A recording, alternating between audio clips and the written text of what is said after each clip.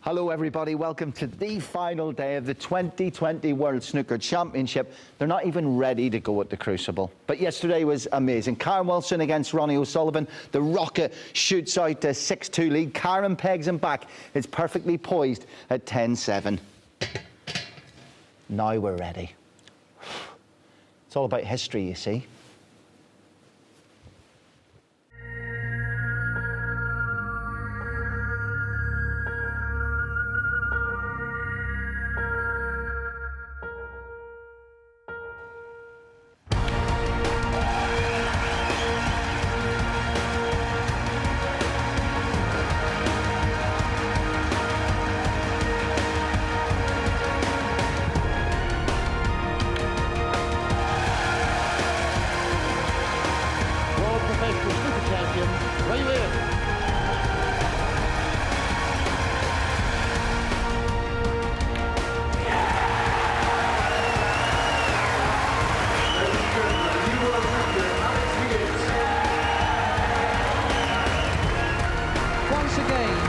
Snooker champion of the world, Steve Davis.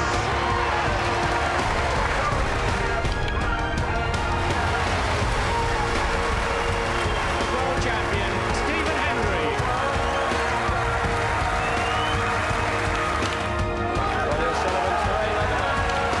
World snooker champion, the Rocket, Ronnie O'Sullivan.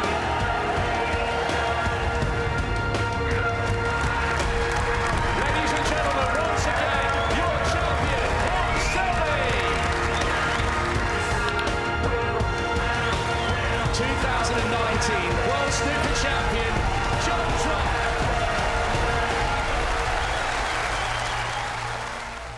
It's another page of Crucible history to be written, but will the final word fall to Ronnie O'Sullivan or Kyren Wilson? It's all live and uninterrupted right here on Eurosport.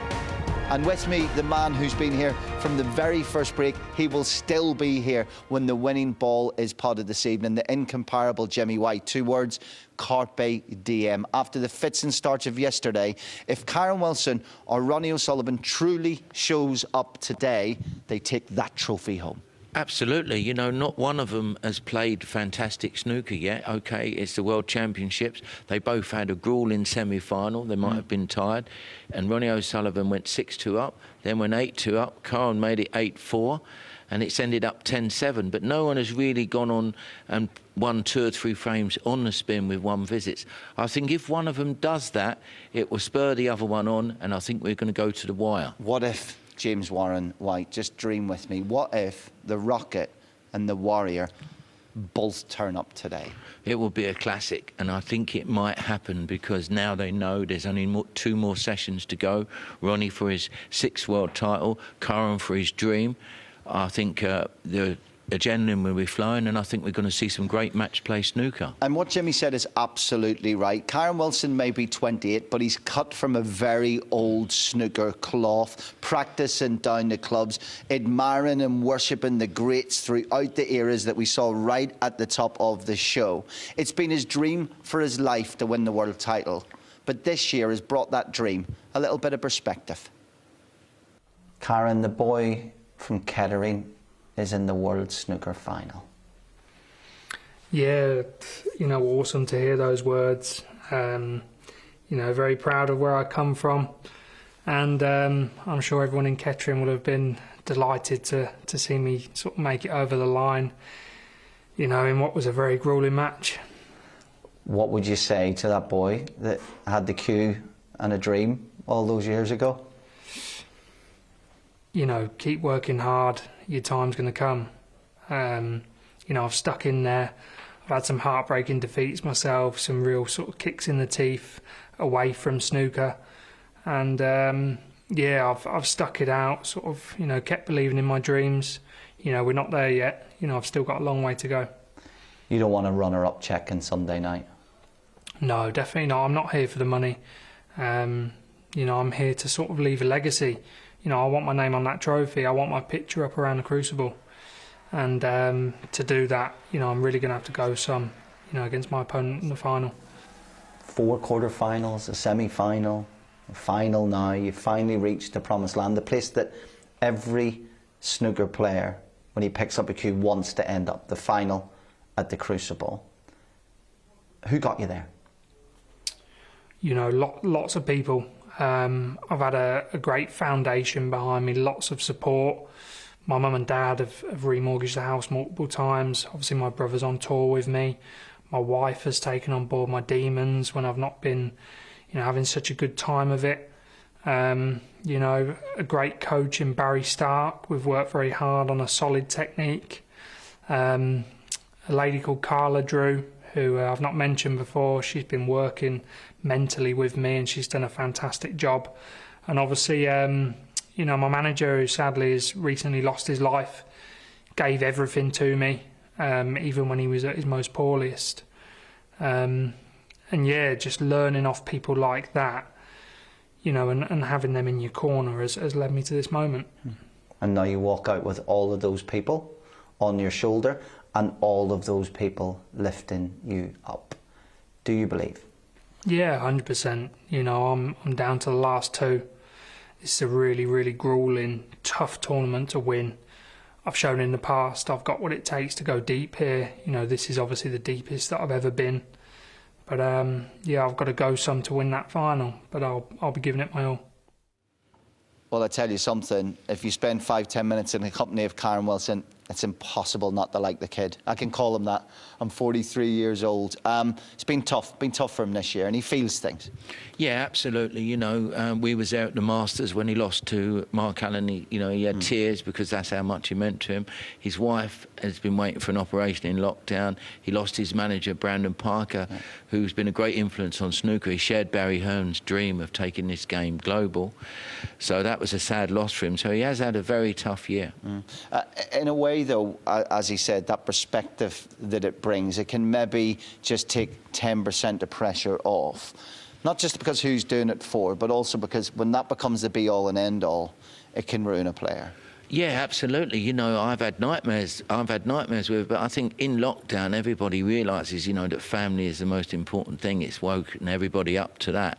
And I think now, him being in the final, going into the third session of the World Championship, his dream, only 10-7 behind from 8-2. He must think he's got every chance of becoming world champion. You know, it'd be really interesting if it does go close, Jimmy, just to see if he can handle the enormity of the occasion. Everything it means, and everyone he would be winning it for. But that's what's made it delicious from the semi-finals. We had two people who'd never won it, two people who'd won it loads, and we knew we were going to get a final of real contrast. I think also McGill, and I don't think they'll be phased if it comes to, you know, the winning line. I think they're both sort of, this day and age, they've watched so many finals and know what they have to do and have done that in matches. So I think he'll be okay, Kyren, if he gets to that final moment. Yeah, OK, well, it is time to let the fans in. It is time for us to make the short walk to the studio. And when we come back, it's time for the rocket.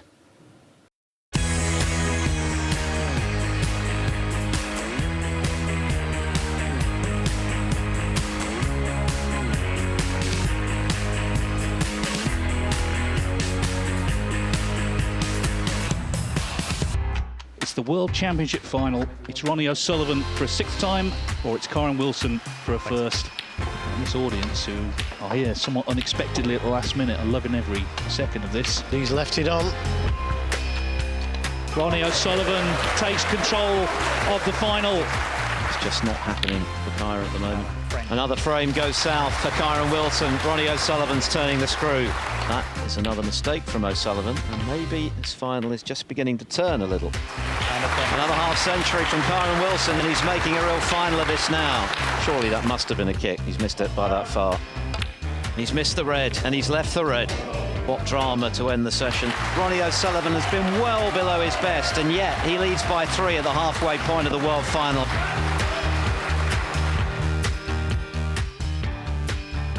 Welcome back from chat of a session to spare, the speculation of an epic evening ahead at the Crucible. 8 frames this afternoon will very much influence all of our plans this evening. We've already heard from Kyren, so let's catch up now with Ronnie O'Sullivan. To have made the final, you know, off of the amount of tournaments that I've played, you know, it is good, you know. And like I say, I've been working on just trying to be more solid, hit more stronger shots. You know, some of the distant shots, which has been my Achilles heel, you know, trying to work on that sort of stuff. And, you know, you do a lot of work on the practice table and you come to the match table, you just want it all to come together. And sometimes you're out there and you think it's not really happening, but you manage to find a bit of form at the right time. And you think, is that because of the practice and the preparation I put in? I hope it is, because, you know, I believe in karma, you know, and if you do the right things, then sometimes the right things come to you. The final, Kyren Wilson, a hugely passionate snooker player who has absolutely been brought up with it, lived and breathed. It's part of that next generation as well, along with Judd Trump, and he wants to get to the end of his career and have more world titles than Judd. He probably wants to have more than you. He's hugely motivated. Yeah, and I think he can do it. You know, he's super young. He's what I call a proper snooker player. You know, you can see, you know, he's taken some defeats hard, but you just know that he was always learning from them. You know, he wasn't coming away from them broken. He was coming away thinking, right, how do I become a better player? A bit like me reading the Joe Davis book. He works very hard with his coach. You know, they're always, you know, Barry Stark. You know, he's a great coach, and they're always on the table. So for me, that shows that he's in the sport for the right reasons. He wants to win titles, you know, and 100% he will. Because he wants it so bad, and if you want it that bad, you make it happen, you know. So, you know, he's what I call a proper player, and there's not many of them about, you know. A lot of the young players coming through there, they're like, I call them iPhone players, and you know, they're always playing games and they're on their phones. Whereas Kyren, you know, he's one of the players that puts his phone away, and it's a job and it's a business, and he's serious about what he's doing, you know. It's not in my style to play defensive sort of snooker, you know, and I felt like I've had to play quite defensive in this tournament for quite a lot of times because, like I said, I haven't been hitting enough solid shots regular enough to allow me to hit the white with authority to then sort of start playing real aggressive snooker. So I've had to kind of hold back a lot because a lot of the power shots I haven't had the accuracy for, so I've had to kind of rein it in a bit.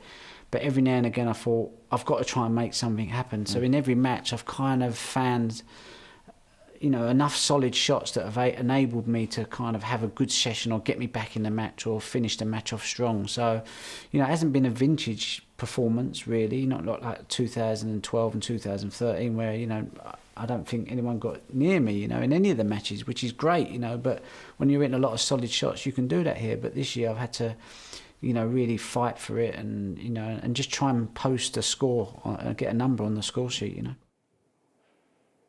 Well, let's continue talking about Ronnie by heading to the commentary box to join a man who usually steals all of Jimmy's chocolate out of the green room, the brilliant Neal Foulds. What are you thinking, Pat? Yeah, thanks, Colin. A lot of emotion in last night. Not always great snooker. We're playing out of season, don't forget, and the table was playing up a little bit. Kyren Wilson had fought like a lion to get really close. He could have been one frame behind. Let's have a look at what happened in frame 17. It was pretty dramatic stuff. Now, Ronnie got lucky at the beginning of this. Now, look at this. He's playing the red. He's flicked the other red on the way through, and he's flicked a second red and got a fluke. He's got a kiss on the brown, and all of a sudden, the fighting from Kyren Wilson has not counted for much, and he's more than a bit disappointed. He cannot believe that fluke, all the effort he's put in.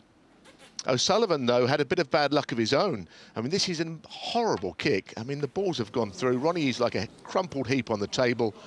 This is the kind of drama only the Crucible, you know, can bring. Now, this I didn't fancy. This table's playing tight, that's the point, and it was frame ball with the black, and this is Kyren's emotion. Ronnie's got to pot the black, and it's a natural to come up for the yellow. He only leads up to and including the pink, and never has Ronnie had to fight so hard just for a frame win. And in it goes. For a second, he wasn't even sure whether he needed the black. The session's over. Kyren battled hard. Ronnie has got the edge, but just watch him when he comes off the table. He looks pretty drained. This man is fighting for a sixth world title like he's never had to do before. What a day we've got in store. Either Ronnie's going to be a champion again, or Kyren Wilson will be newly crowned as the world champion. I can't wait.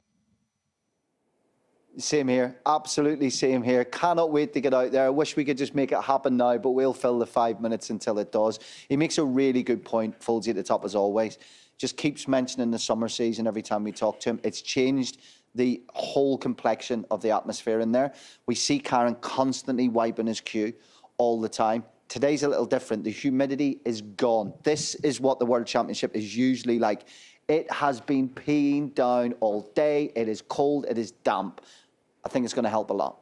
Yeah, I think so. Hopefully we won't get as many kicks as we've had during this tournament. So far, there's been a huge amount of kicks and a few mistakes by both players. And I think key for either player who's going to go on and win this World Championships is to keep their discipline and go on a roll and score heavy. You know, at the moment, they've both not scored at all, and they get frustrated. When you're a top player and you've got a chance to win the frame and the balls are there and you only get 30 or 40, you go back to your seat, and sometimes it's hard to get rid of that moment and get ready for the next. Bang right. Sometimes when Ronnie gives interviews, everyone thinks he's being obtuse and he's being awkward. He said this whole tournament, he can't find his cue action, he can't find consistency. And bar the first round against Tipchaya, who plays the perfect snooker for Ronnie, by the way, he hasn't.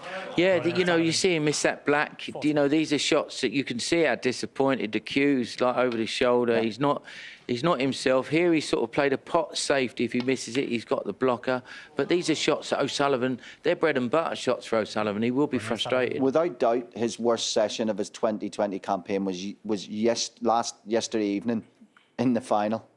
Absolutely, you know, and that was through a good Kyren. You know, he didn't, from 8-2 down, he found something to stay in the match. But when Ronnie O'Sullivan talks about his cue action, you know, OK, you said the first match, I agree with you, he was superb in that first match.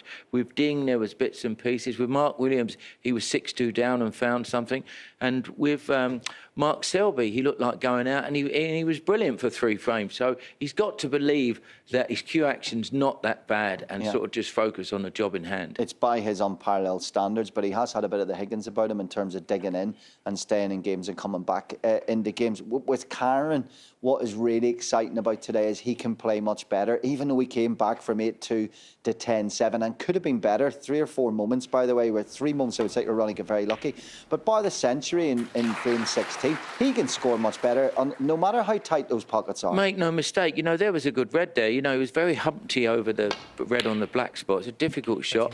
Pots this red, perfect on the black, and goes on to make a century break here, you know. So Kyren Wilson's got absolutely everything, you know. If anything, he does lose his cue ball now and again, but if he was to find his cue ball in this next session and Ronnie's to find his game, I think we're going to go all the way. I really do think it's one of them matches that's not sort of set on fire yet, but it's going to. Are you cautious at this stage? If you're Ronnie, you've got a 3-frame lead. If you split the session, you'll be odds on. You'll be way odds on. Or can you not be cautious? Can you not go out and think about not losing it? You just got to think about winning it. Well, see, listen, I didn't win the world title. I won everything else. I was in 6 finals, and you know, I know how it is to sort of, you know, be in that moment. You've got to stay calm. Sometimes you don't.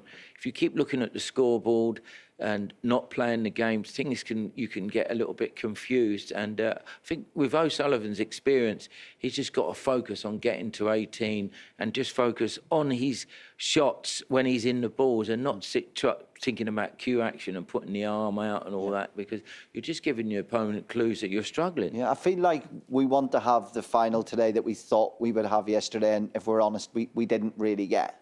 No, but as we spoke many times, they're both grueling semi-finals. You know, that must have took a lot out of both players. And I think, OK, he was 8-2 up, Ronnie O'Sullivan, but that could have easily been, you know, equal score for both players. So Kyren's come back, got back into the match, and Ronnie's played bad in that session, but I'm sure they're going to both kick into gear now because they both want to win this title so bad. We're going to see some quality snooker. Sport is always so special when a golden generation in its autumnal years takes on the next generation in a big final, and that's what we have here. And snooker throws it up all the time. We're sport. Ronnie's 44. People forget that. We start getting into the upper echelons of how old you can be to win this title. And you get Kyren Wilson, who's 28 years old in his first final. You have to make a decision. Are you an old romantic or are you a progressive when you're choosing who you want to win? And I think Ronnie is such a perfectionist as well. I think it affects him when he makes these elementary mistakes, which does creep into your game as you get older. You miss a lot more easy balls. Remember Mark Williams saying, I know that, you know, I can pot any ball, but I can also miss any ball. When you have them doubts in your mind, you know, it can knock your confidence a bit. But I think we've got a great final coming up. Yeah. And I really do think it's going to go to the wire. I'm really surprised that less than half capacity of the Crucible can feel so atmospheric, can feel so full. I thought it was going to be like day one of a rained-off county championship cricket game, but actually the 300 people in there have done an amazing job of giving us something quite close to what we wanted it to be. I think they built a snooker table in the middle of this, and then they built this theatre around the snooker table. Yeah. It's just so fitting. Such atmosphere in this place is different, next to none. Yeah, imagine if you were one of the lucky ones that managed to pick up a ticket to be in today. Every single person in that crowd, exactly the same as every player and everyone watching, has dealt with all sorts of things over the last 4 or 5 months. And I'm sure there's some people in that crowd. It's the first big day out in quite a long time. It's quite special indeed. That is a Crucible in Sheffield. It's been an absolute delight to be here for you, morning, noon and night, to bring you all the coverage. But it is going to come down to this. It's 10-7 to Ronnie O'Sullivan over Kyren Wilson. And don't forget Kyren's big comeback yesterday. He was 8-2 down at one stage, and it came back to 10-7. Jimmy, given the semi-finals and given what we've seen in these two sessions, sometimes a tournament just is this. Sometimes it's written in the stars, it will always remain unpredictable. So, as you say, predict nothing. Just sit back and enjoy. Absolutely, I agree with you totally. Let's enjoy this wonderful final. Okay, well, right now they are about to be absolutely lit up. The atmosphere is about to lift through the roof. The dressing rooms have just officially been emptied, and Rob Walker's lungs are full to capacity. Big Rob, let it rip.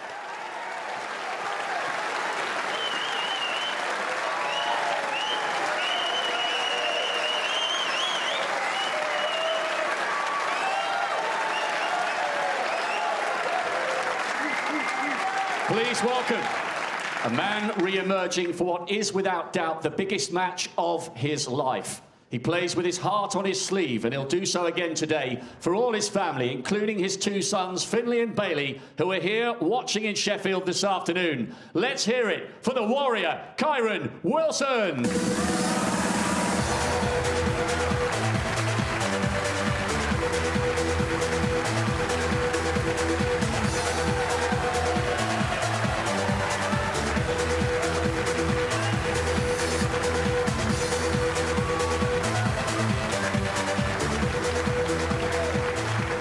His opponent in this, his 7th global final. He's bidding to emulate his heroes Ray Reardon and Steve Davis by becoming a 6-time world champion.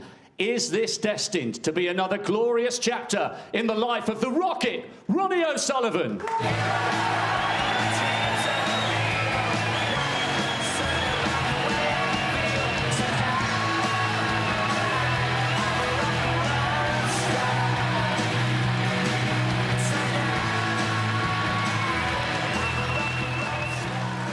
Eight frames of the 2020 World Snooker Championship live and uninterrupted on Eurosport, your home of snooker. And in the commentary box, Neal, Foulds and Philip Studd. 16 intense days of competition, skill, nerve, unprecedented drama, and it's come down to this and that trophy. Whose hopes are going to be dashed? Whose dreams are going to be realised? We're about to find out in this penultimate instalment of a compelling final. The atmosphere is terrific. The crowd are in, and we're ready to go. It's frame 18. Kyren Wilson to break. Kyren Wilson to get us back underway. Frame number 18. 18 is the target to be crowned champion. Wilson in tears when he won that extraordinary final frame decider in the semi-finals against Anthony McGill, and I thought he learned as he walked into the arena. How is he going to handle the nerves, the tension and the emotion of this occasion, the biggest day of his life? That is going to be key to his chances of success. Well, the first two shots, the break-off shot and that return from O'Sullivan was very good. Otherwise, they've had difficulties with his table. Cushion's very springy. There's a few reasons why it isn't right. Humidity, playing snooker out of season, all of that. But it doesn't detract from the drama in any way. think those average stats tell the story of something of a hangover for both players after their epic semi-final victories. And even in the second session, look at Ronnie O'Sullivan, mid-80s for his pot success. Almost unheard of for him. And yet he managed to emerge 3 frames clear.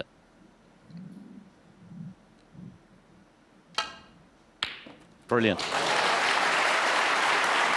Well, it's an absolutely stunning long red. That is just an incredibly good shot.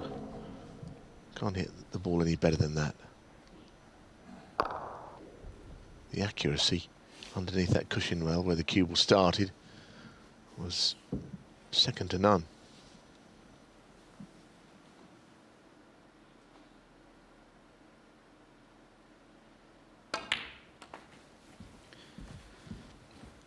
Wilson was able to make just 1 half-century in the first session, which he lost 6-2. But last night, he made 5, including a 92, and his first century of the final, his 8th of the tournament. And he began to look as though he was really enjoying himself, showing that trademark resilience to fight back from a precarious 8-2 down.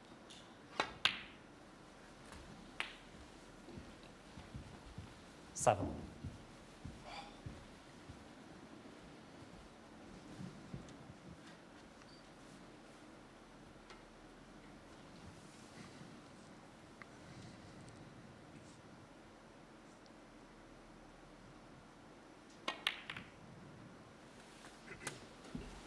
Now, he has made a slight error. He has a red to the middle, but it's not what he was playing on. The cannon went slightly wrong. 14.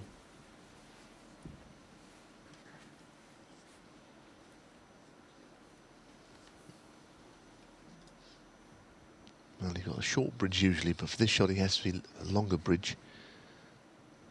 He couldn't get to it otherwise. 15.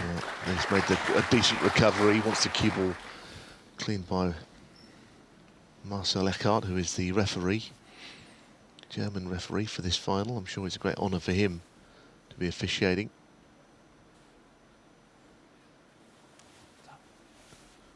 Well, this was last night. Hopefully they'll put that out of his mind, or else he could have been within a frame. He only needed a red and a black there. And although O'Sullivan was subpar throughout the day, he won 3 key frames. The last of the first session on the black after a safety battle. The first of the evening session on the black after Wilson had been unlucky to go into the bunch of reds when he was on the cusp of clinching the frame, didn't land on one. 21. And then, of course, the last of the day, clearing to the pink after Wilson had suffered the misfortune of missing that red when he only needed the red and the black. So 2 black balls and 1 pink ball finish for O'Sullivan have made a real difference to the balance of this match. Had Wilson won those frames, which he could have done, he'd be the 1-3 clear. And that's why O'Sullivan, in spite of the fact that he's not been himself, has the advantage. But for how long?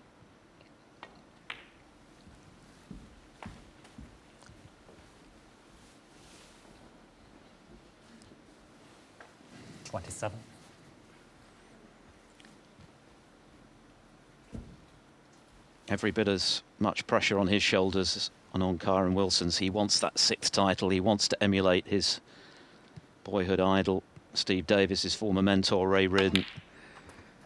Get himself within 1 of the all-time record held by Stephen Hendry. How many more chances is he going to have to realise those ambitions?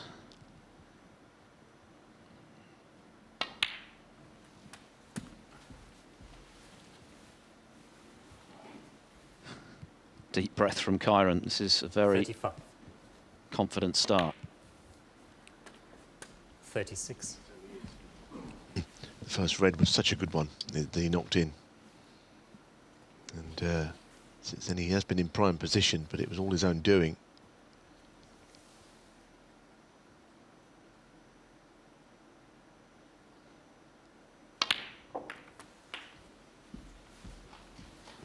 I think he can get through to that red. I think he can place his cue in the gap between the reds and get to centre ball striking on this. Yeah, he can. That really helps. 44.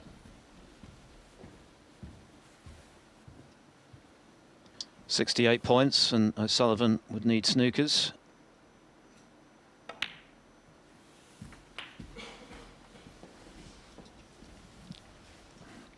This is the red. You don't get better cueing than that from long range. What a confidence booster at the start of this penultimate session.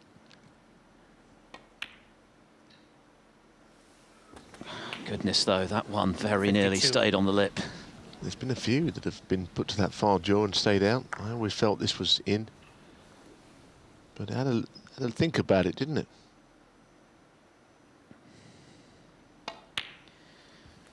The first gasps from the crowd. The first of many, I fancy, before that trophy is lifted tonight. 59.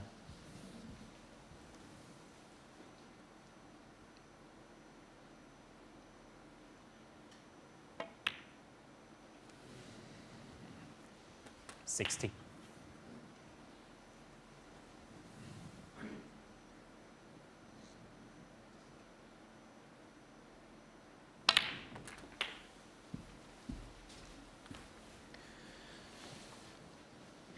There you are.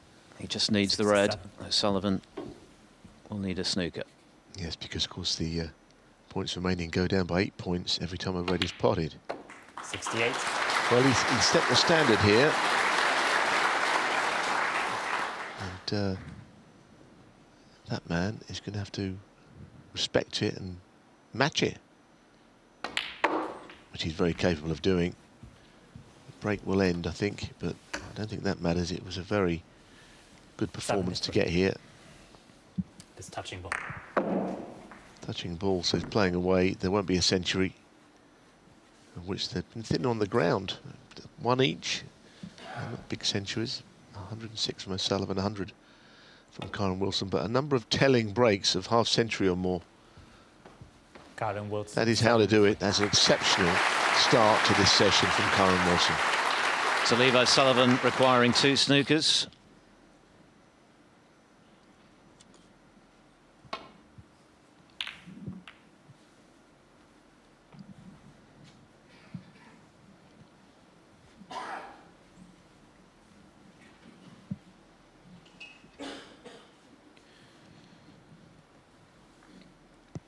Can Wilson slot this red in and put this frame to bed?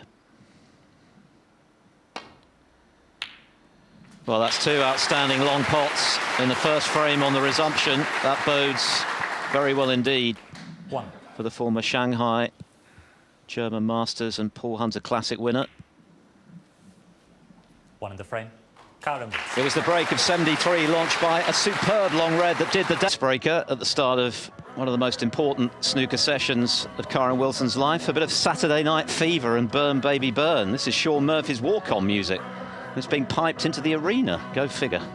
Why? O'Sullivan looks suitably perplexed. I think, to be honest, the situation is quite serious, I actually. about that. I don't know why they did that. Why this has gone up. Right. Can you... Pardon? Apparently. We're going to find out, and obviously if it's an issue, it's not going to happen. Yeah, you would have thought they'd have saved it for the mid-session interval, frankly. Well, the 19th frame. Ronnie O'Sullivan to break. Personally, I didn't think that the occasion really needed music between frames. Maybe Ronnie and I are fuddy-duddies in that regard, but I'm with Ronnie. It's not a big deal, but I don't think it's important. You know, we're playing in a big venue, and the hush, I think, sometimes is better than anything else. Would you agree? Absolutely. Nothing wrong with the song, but maybe not here. Nothing wrong with the song at all. It's all about staying alive on the table today, though.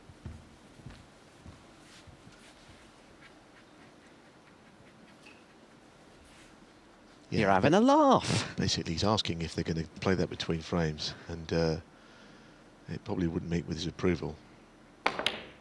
Anyway, we move on. Hang on, hang on. Oh, we had a big fluke last night in the final frame. Of course, it didn't prove decisive because he got a kick thereafter. Yeah, Well, he's a bit animated, isn't he, Kyren? Look, flukes happen. Yeah, I understand that he was disappointed, but they're all part of the game. Well, no one knows that better than him, because it was a fluke, of course, that got him into this world final at the expense of Anthony McGill. Yeah, I think he needs to just remember that. But anyhow, we move on. I think if I saw a player who was a little bit animated at me getting a fluke, I'd probably try even harder to make it count. Because actually, that's all part of things, and he needs to know that. He's pumped, and he's playing brilliantly. He really is keyed up, isn't he? But luck is a part of the game.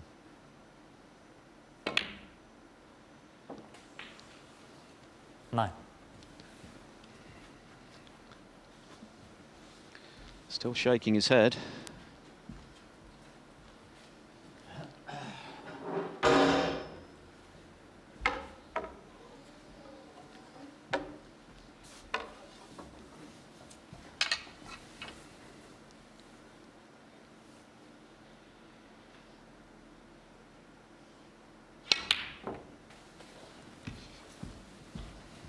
Now, has he got the kiss, which brings the red into play, which is what he tried?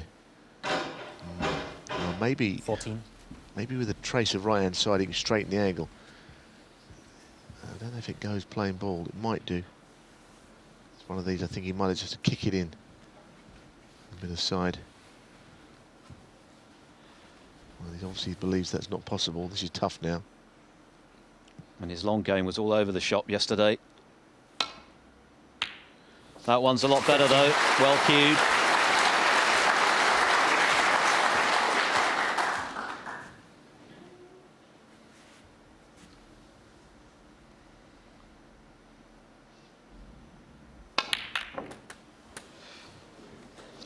I think he's on one. I believe that he is on one there. Bottom red. It looked at first as if 22. he clung to the reds, but I think the bottom one's available.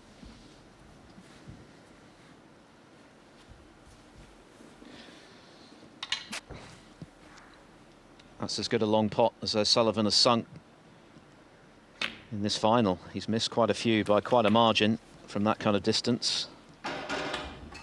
23. He told Colin in the build-up to this final that he'd been working a great deal during lockdown on his long game in particular, putting in a lot of hours of practice, which he's always done. And he was hoping it would reap dividends. Well, 30. Today would be a great day to find that long game again.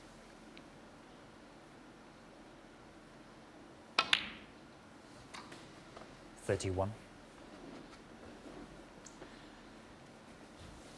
Looking to win his 6th world title almost 2 decades after his first.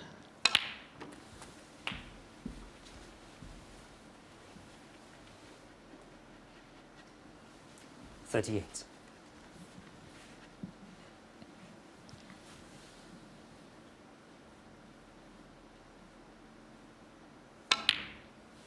$39.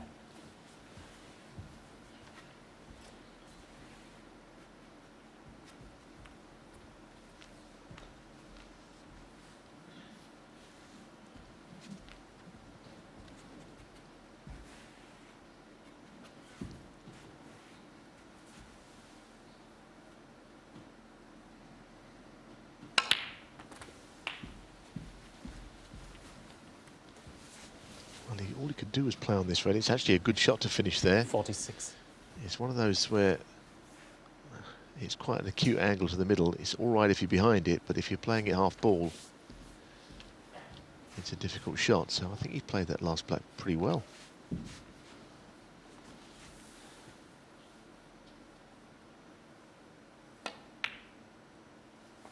Just 47. raised the near jaw there, but it held in.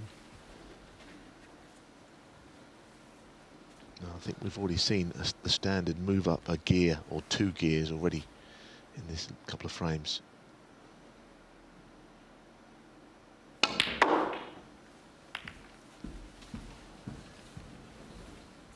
Probably end of break unless he can dig out a plant or is interested in a double, 53. but I think that 53 break is going to end with a safety shot. Advantage O'Sullivan. Fluke or no fluke, doesn't matter. Ronnie O'Sullivan, 53.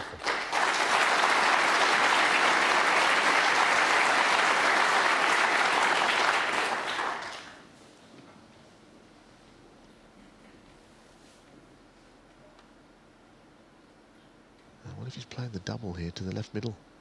I think he was.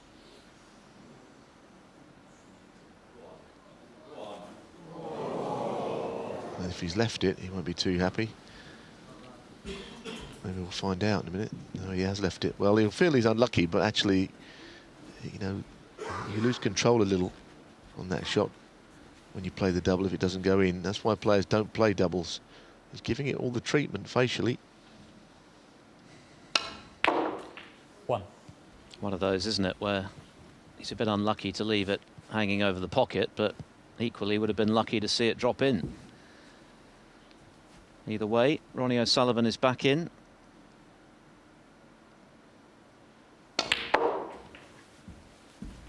With the chance to respond immediately. Oh, but hang on. Six. The crowd went early, I think. They may have gone early. It was a terrific shot to actually play the stun. The cue ball just drifted a little there, Philip, didn't it? Ronnie O'Sullivan, 6. Impeccably ended with that safety shot, though. This is already boiling up this session into what we expected, I think. Jimmy White made the point in the build-up that he expected both players to play a lot better today, and there's been plenty of evidence to suggest he's right already. O'Sullivan a little unlucky just to slip behind the red.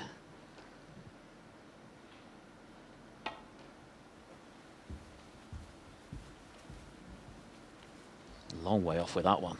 Goodness me, that's a big error of judgment from Wilson to give O'Sullivan a third opportunity to close this frame out.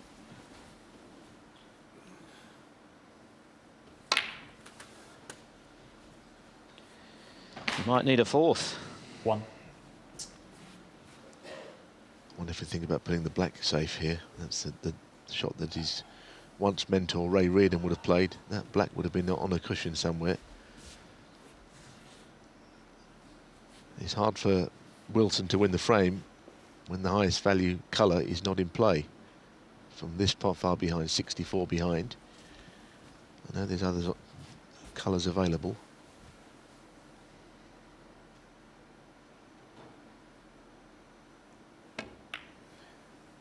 I don't think he's played it very well at all. The black had to be as much a priority there as anything else. So O'Sullivan has had 3 chances to win this frame, but as you can see, there are still enough there for Kyren Wilson to pinch it.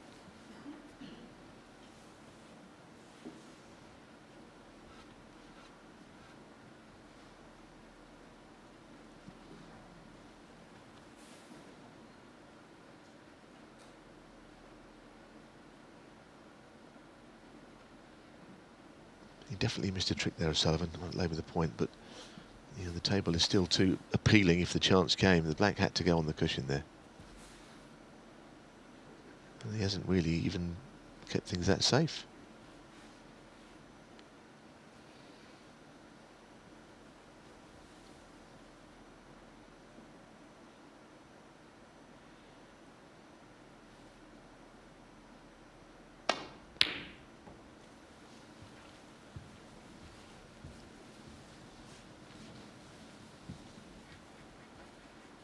Looked like another pretty lively bounce off the top cushion as well. We saw a lot of that last night.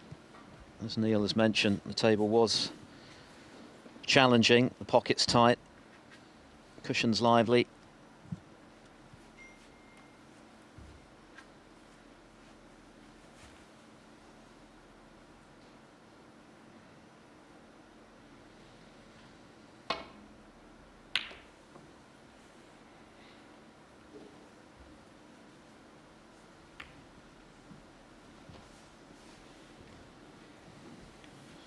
Not a bad looking table though if Wilson could get back in.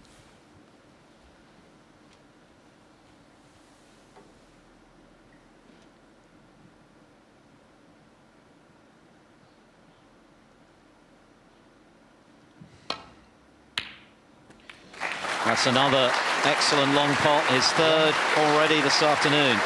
Now then, what can he do with this chance? What a frame this would be to steal.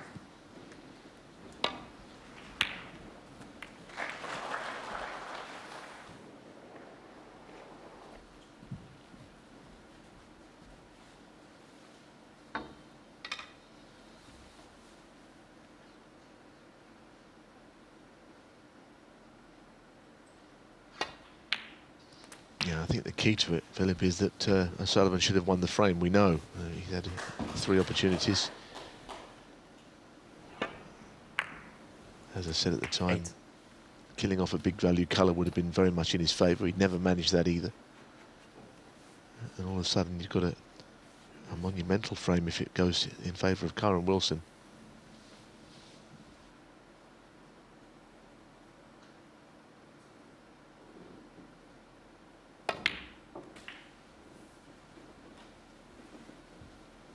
Just occasionally, as we know, his cue ball control is the one thing that lets him down.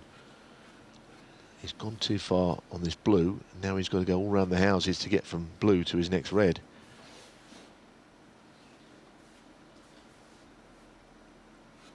Probably helps that the brown is away from its spot. There's a bigger gap to go through if he plays down the centre of the table and up. But this is not an easy way of getting onto a red, whatever he plays here. Got to hit it quite firmly as well.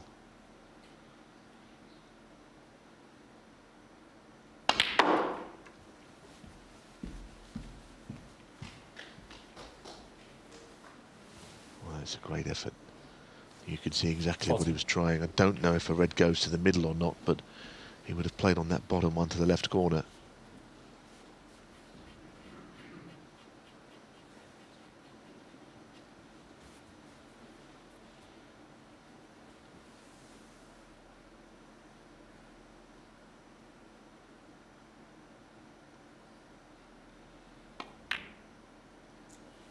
That's a good shot. That was a good shot.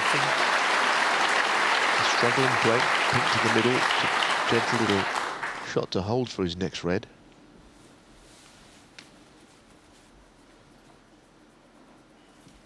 He's just inspecting the pink spot to see if, when he pots it, will it go back on there or will it go on the highest available? In this case, the brown.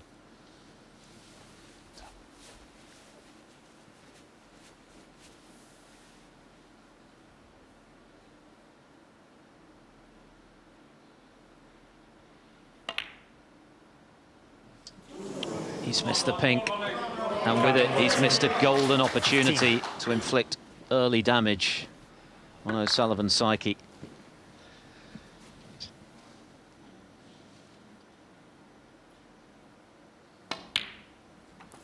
That is a big reprieve for O'Sullivan. They were all there for Wilson if that pink had disappeared.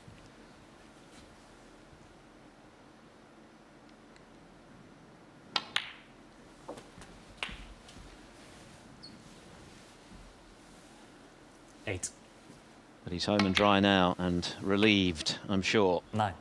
It's taken 4 opportunities to kill the frame, very O'Sullivan-like. But he's been under the cosh in the second half of this final so far. He's had Wilson coming back at him. 16. From 8-2 up. 17. To 10-8. And very nearly 10-9 had that pink disappeared. As it is, he can settle some of those final day nerves and keep his 3-frame cushion in the process.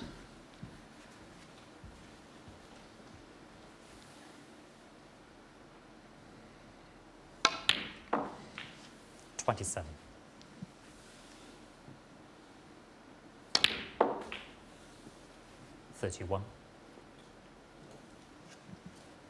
Yeah, I think Ronnie, safe to say, he's a little fortunate to have shared these first 2 frames, but that's what's happened. 36. And he's really battling O'Sullivan. He doesn't usually have to do it anything but effortlessly, but right now, I think at this point, at this stage of his career, on this table against this opponent, you know, he is giving it everything he's got. It wasn't clinical, and Kyren Wilson missed the chance. The afternoon shared. Kyren Wilson with a break of 73. O'Sullivan with 53, although he needed 4 chances to put the frame away. Wilson missed a pink to the right centre when he had the chance to steal, and it would have been a very significant one to close to within 1 frame. As it is, it's still 3. O'Sullivan leading 8. And we had a slightly unusual musical interlude at the end of the first frame of the day. Suddenly, the Saturday Night Fever soundtrack was blaring out across the Crucible. Kyren Wilson, I think, enjoyed it rather more than Ronnie O'Sullivan.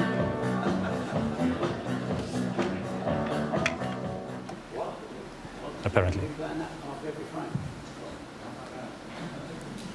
We're going to find out, and obviously if it's an issue, it's not going to happen. Perhaps he's more of a Beethoven fan. I think the point is that this is the World Final.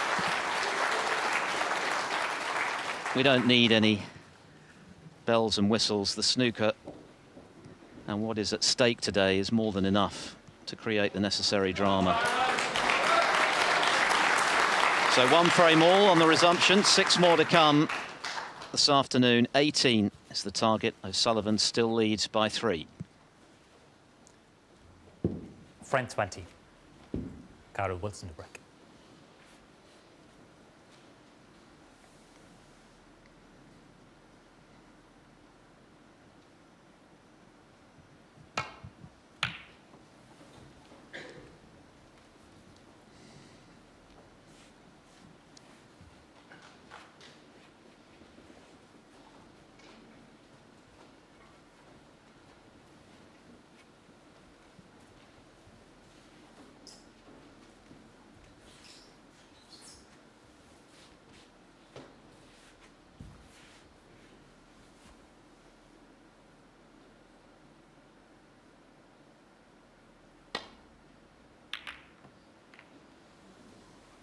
Well, again, O'Sullivan a little fortunate there, has to be said, because that red on the way back up the table was an obstacle which he didn't really avoid entirely.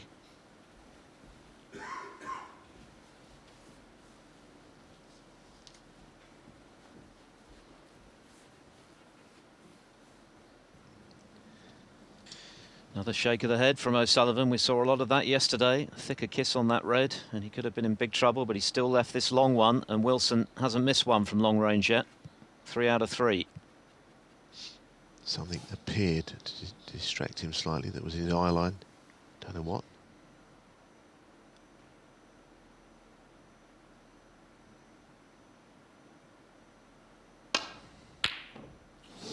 Well, I expected him to get it, I have to say. I thought he might try and run it round 2 cushions, because it wasn't quite straight. I'm surprised he tried to hold there. I think that was quite a difficult shot. He almost hit it in the way to hold it, but that wasn't the potting angle.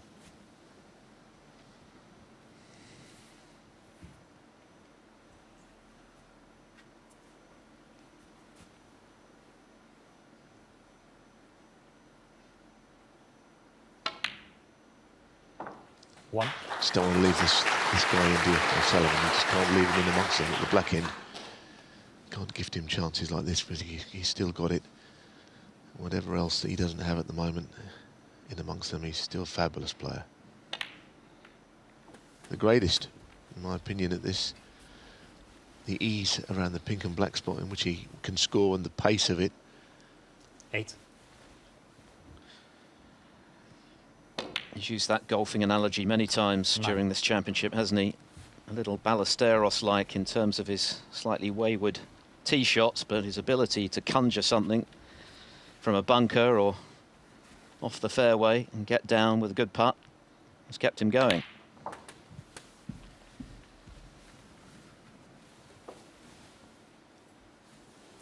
$16. 17.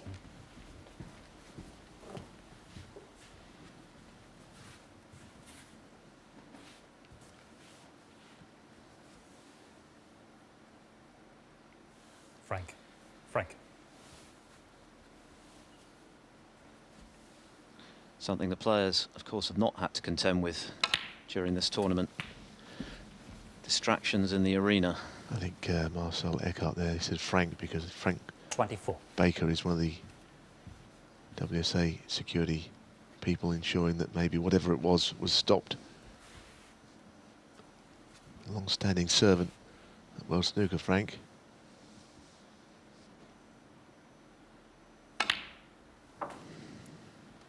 $25.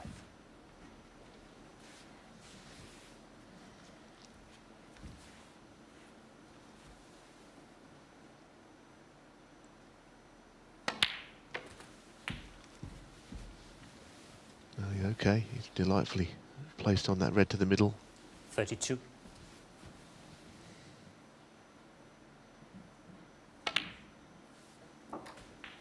$33.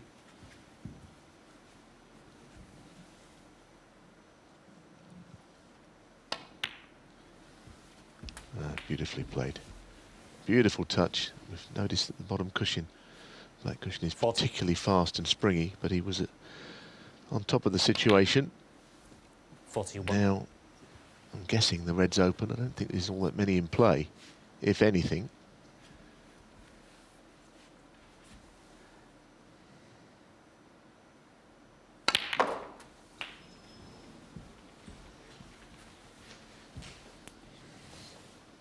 Well, I think that's that. That is the end of the little break there. Fun while it lasted, that.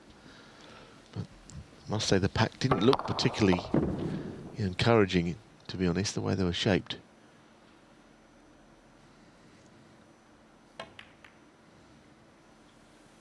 Let's be honest, whatever O'Sullivan felt about his match with Selby and the way he was going to approach it, he's played this match absolutely by the book. Shot selection. Hasn't tried to keep breaks going when the right shot was to play safe.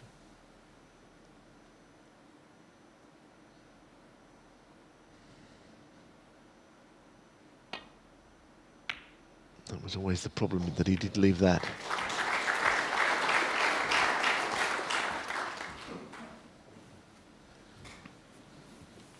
You would have thought it wasn't the most difficult shot to nestle into the bunch here. A couple of cushions. Even playing it with your wrong hand.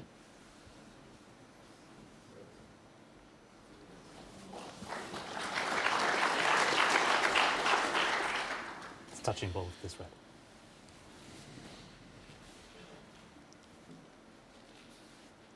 This one's this one, yeah. It's important to know that, because obviously if this red was to move in any way in playing this shot, playing away from it, it would be a foul, the one that is touching, because it would be considered a push shot. But he hasn't got to hit a red anyhow.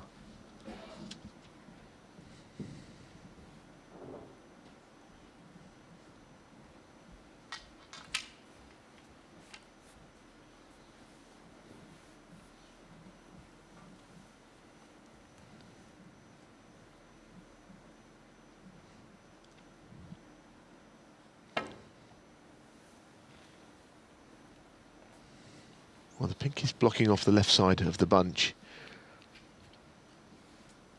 I don't know whether there's just a sliver of the bottom red available to O'Sullivan.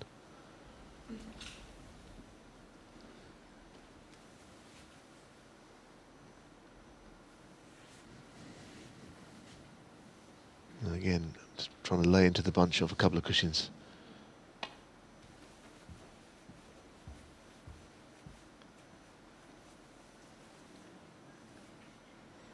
Foul and a miss. Kyren Wilson 4.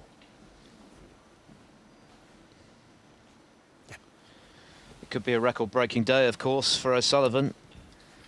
If he does land his 6th world title, it'll be his 37th ranking title to move ahead of Stephen Hendry. But he hasn't won one for 17 months. Yep. Just the one title on the CV this season, the Invitational Shanghai Masters.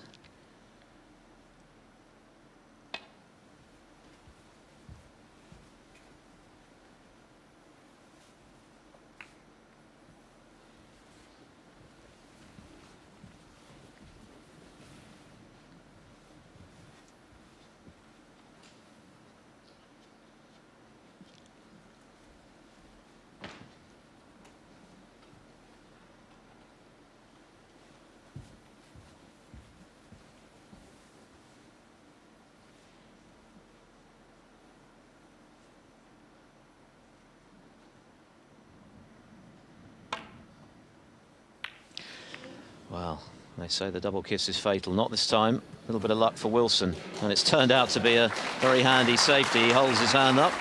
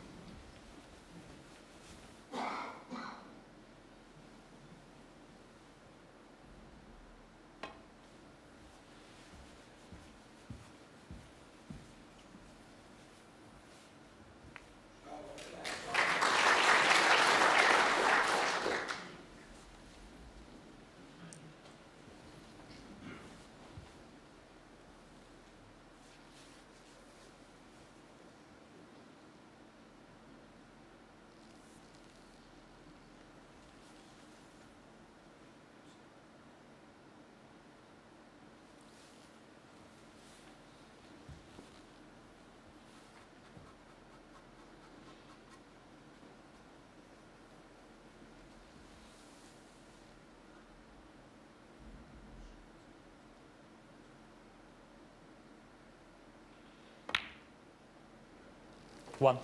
It's a pretty good shot, isn't it? It did look hard to pot it and get through that gap on the pink, and he's done well.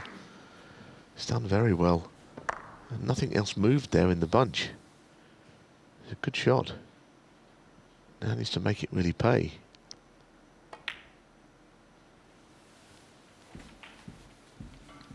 Yes, he had a chance to punish O'Sullivan in the previous frame. They were all there for him before he missed the pink to right centre. 7. What can he make of this counter-attack? If the gap becomes 4 again, things start to get difficult for Wilson. 8. Yeah, absolutely, Philip. This is a really important stage of this final. I know we always sound like we're saying that, but you just have been watching it unfold. You would say now is not the time for O'Sullivan to draw away. All the fight that Kyren put in last night, he fought like a lion to take himself into a position of being close. Scuppered in that last frame of the session.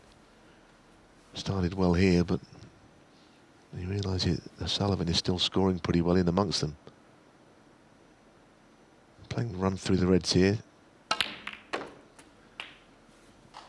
Pretty happy with that, I think. I know he's not right behind the black.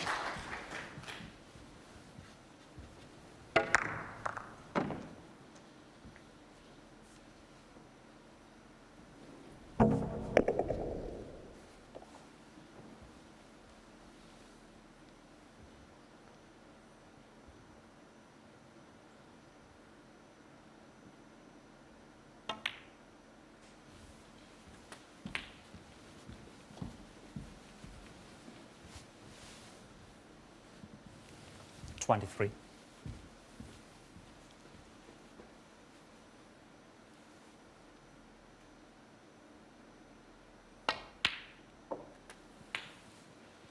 This is the point I made earlier.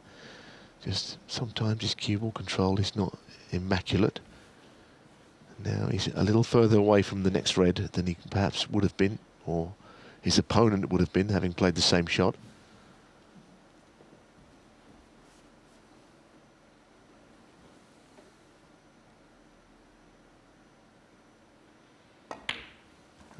As great a potter as he is, if he drops out of position enough times, the pressure mounts and he'll 29. Is capable of missing one. This could be the moment. It's a shot he has to give a lot of care.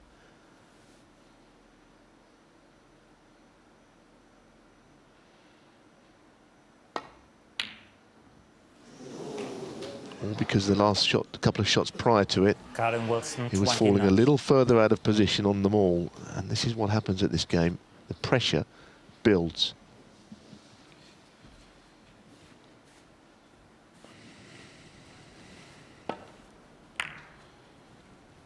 Well, that's two big opportunities that Wilson has had to launch a telling counter on the resumption today. He's not taken them.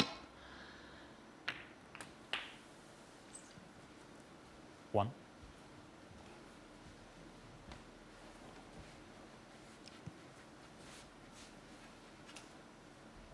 And he's cross with himself.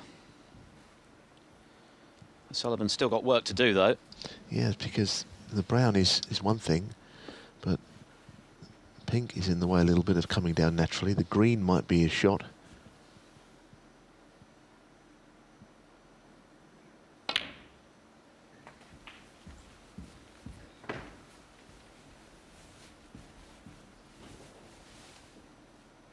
Well, he can win the frame with the 3 reds in the middle of the table, O'Sullivan.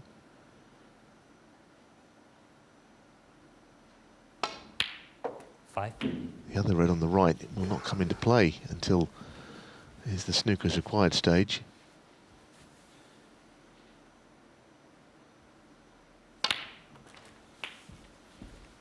And there's an example of O'Sullivan's cue ball. It's a better control. It's on a tighter leash than that of Kyren Wilson. 13. He's always behind the next shot perfectly. That's why he's the class break builder that he is.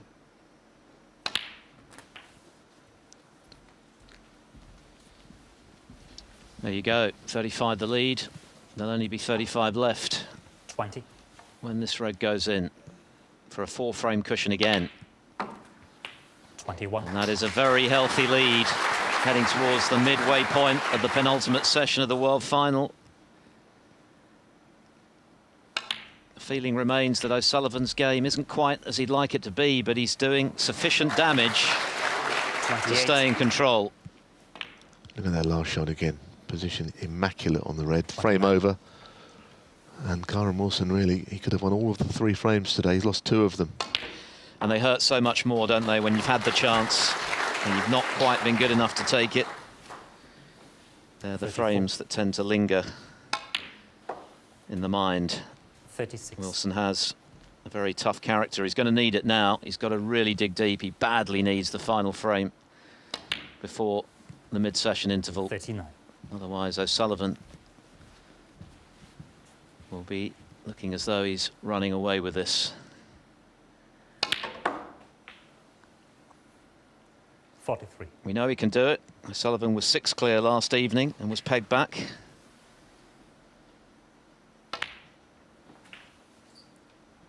$48. But there's not too much wrong with his cue action when he's in amongst them.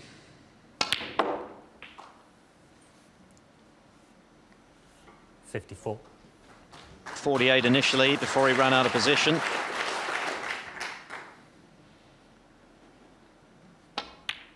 And 61 to finish, a clearance that puts Ronnie O'Sullivan 4 clear. Kyren Wilson's in trouble again. He trails 12-8 of Kyren Wilson's snookering life, and he got off to a flyer.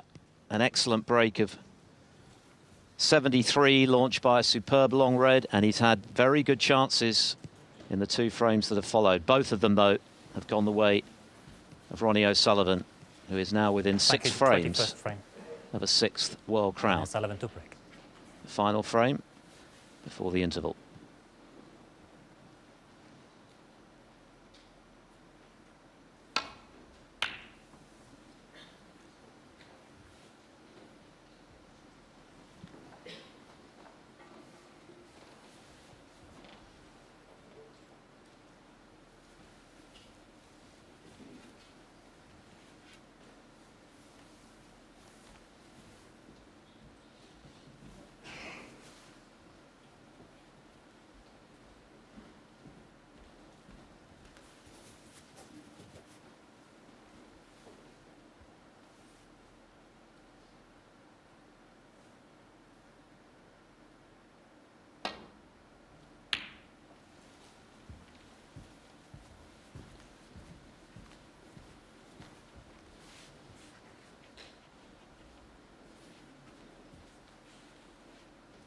How about that? O'Sullivan has not missed a pot of any description. A couple of times he went out of position eventually. His first frame he didn't get a chance. And if he wanted to come out all guns blazing today, then he certainly has. Yes, for most of the first 2 sessions, O'Sullivan was around the 85% pot success mark, which for him is poor. But clearly, he's cranked that up significantly today. The errors he has made have been in falling out of position and not always of his own making.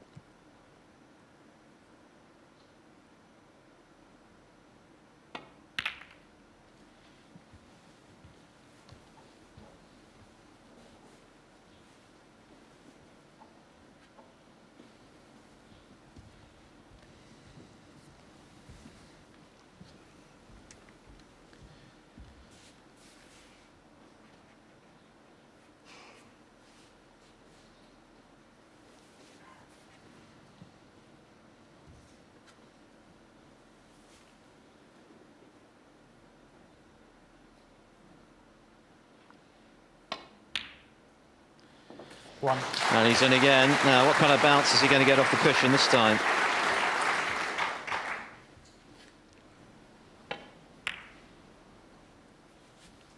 Yes, I don't think there was much room to pop that behind the yellow.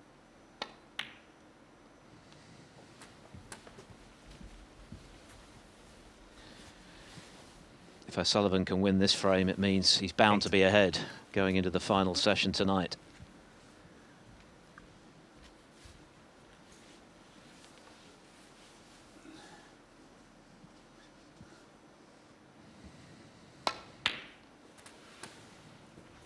Nine.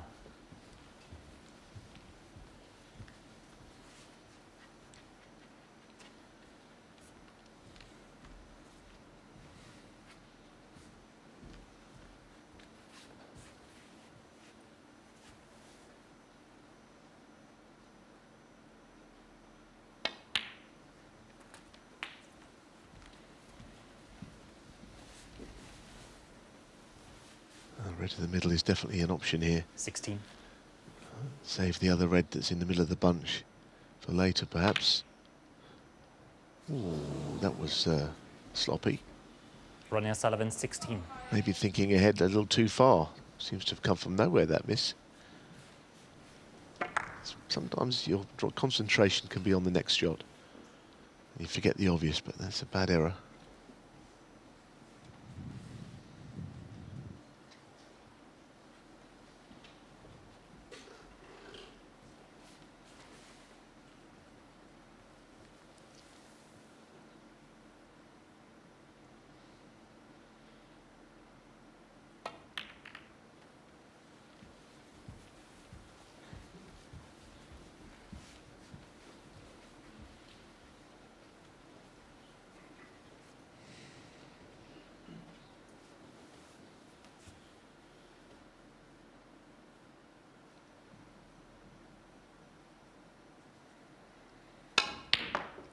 One. Yeah, that's much more like it. He's knocked in a couple of good ones today from long range, barely any yesterday. Yeah, I think the red in the middle was a minor blemish, but I don't know what's changed overnight, but his alignment seems a lot better today, doesn't it? It was a very well-struck shot. Well, he's been telling us all tournament that he hasn't got a cue action. Many have raised eyebrows at that statement, but there's certainly been a few technical issues for him during this final. But right now, there don't appear to be too many. Now he's found something. This was a beautiful shot. 6.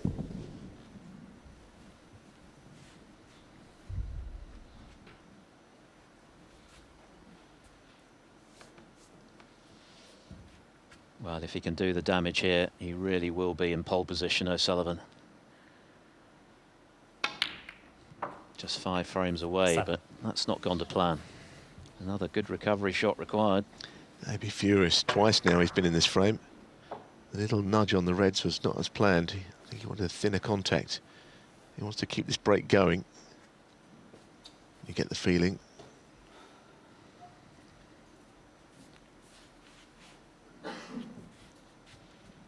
Determined to, this time, not play a safety shot. Keep attacking the table. That's a fabulous recovery. And actually now, he'll feel better about knocking in that very tough pink to keep the break going than he would have done about a routine black. Because it's a sign that he's cueing well again.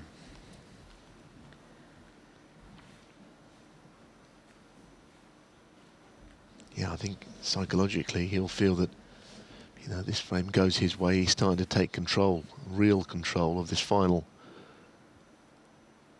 I think that's the reason he's fighting a little battle of his own to just get this frame on the board. I mean, you'd think that it would be all on Kyren now, but snooker's not like that. Everyone's facing their own personal battles out there.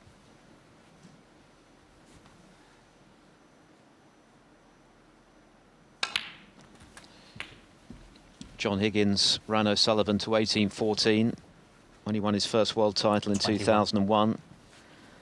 Since then, no one's got closer than 18-12, apart from, of course, Mark Selby, who inflicted his only loss. 22. Well, there's a red, as I said, in the middle of the bunch. It's been there throughout. When he missed that red in the middle, I think he played on it then, O'Sullivan. So he's going to sit there and hope for the best, Kyren Wilson, but it's not quite going to plan this session. I don't think he's done that much wrong. Just a couple of important shots when he could have cleared up. At this level, I guess that's all you need to do wrong. 27. Another 25 points and he should be home and dry for 5 frames clear and a guaranteed lead. 28. Going into tonight's resumption at 7:30.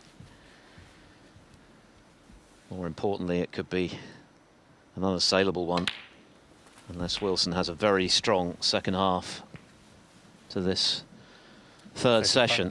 But he's still got to clinch it. Yeah, the thing is, all the reds will get out of each other's way here.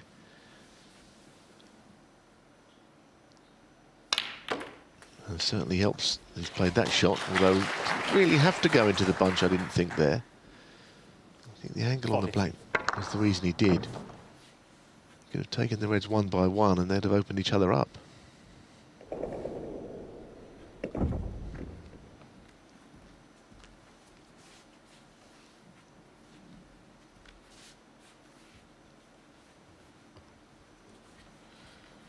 Well, he's not interested in playing the low red. I'm surprised. Well, that's the reason. That's a magical shot. And he just crept in, but it was a delightfully played shot. The way the cue ball just came around 2 cushions on the black. What a shot this is. 51.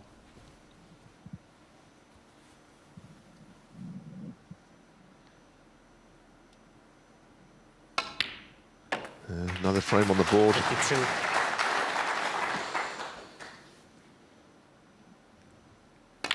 Just missed one pot in this frame. And the first 4 frames are red to the left middle.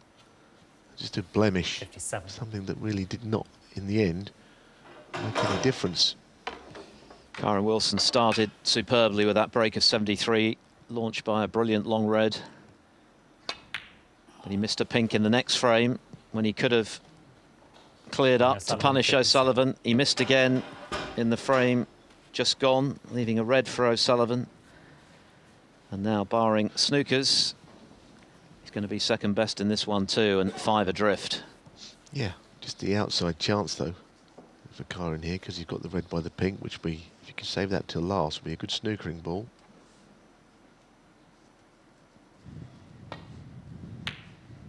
One.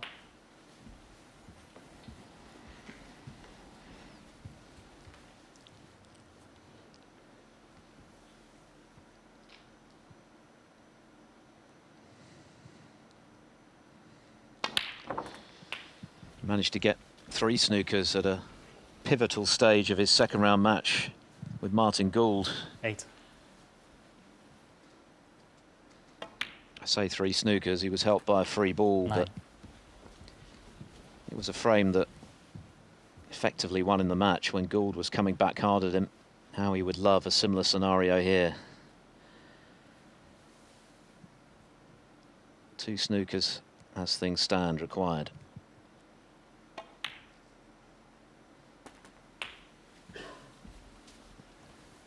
He's finished in between slightly there. We red to the middle, cue ball 16. heading down towards the black, but it's not an easy pot now.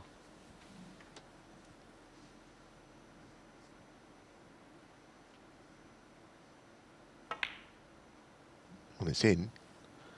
17. He's recovered the situation well there. Like I say, if he really prefer that he potted the right-hand red next. And they've saved that other one. It's a cast iron snooker. If it's the last red, where it is.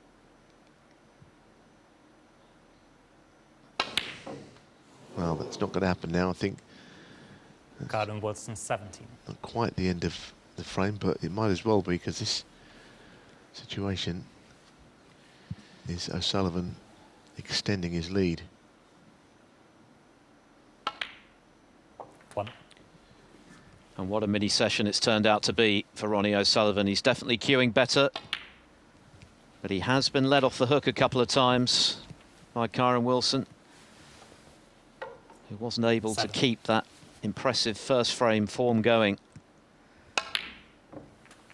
It's only 8. a small error here or there, but at this level in a world final against an all-time great, that's enough to leave you well adrift, which Wilson now is. 5 behind, and already this session now 15. looks like damage limitation. He's going to be behind going into the finale tonight. Whatever happens in the second half of this session, in the meantime, he's got a lot to think about during that 15-minute break. Ronnie O'Sullivan's taken 3 out of 4 and now leads by 5 at 13 frames to 8. He's only 5 away from the title. Absolutely right, Philip. And what Kyren Wilson has got to think about is that well that he went to yesterday evening from 8-2 down.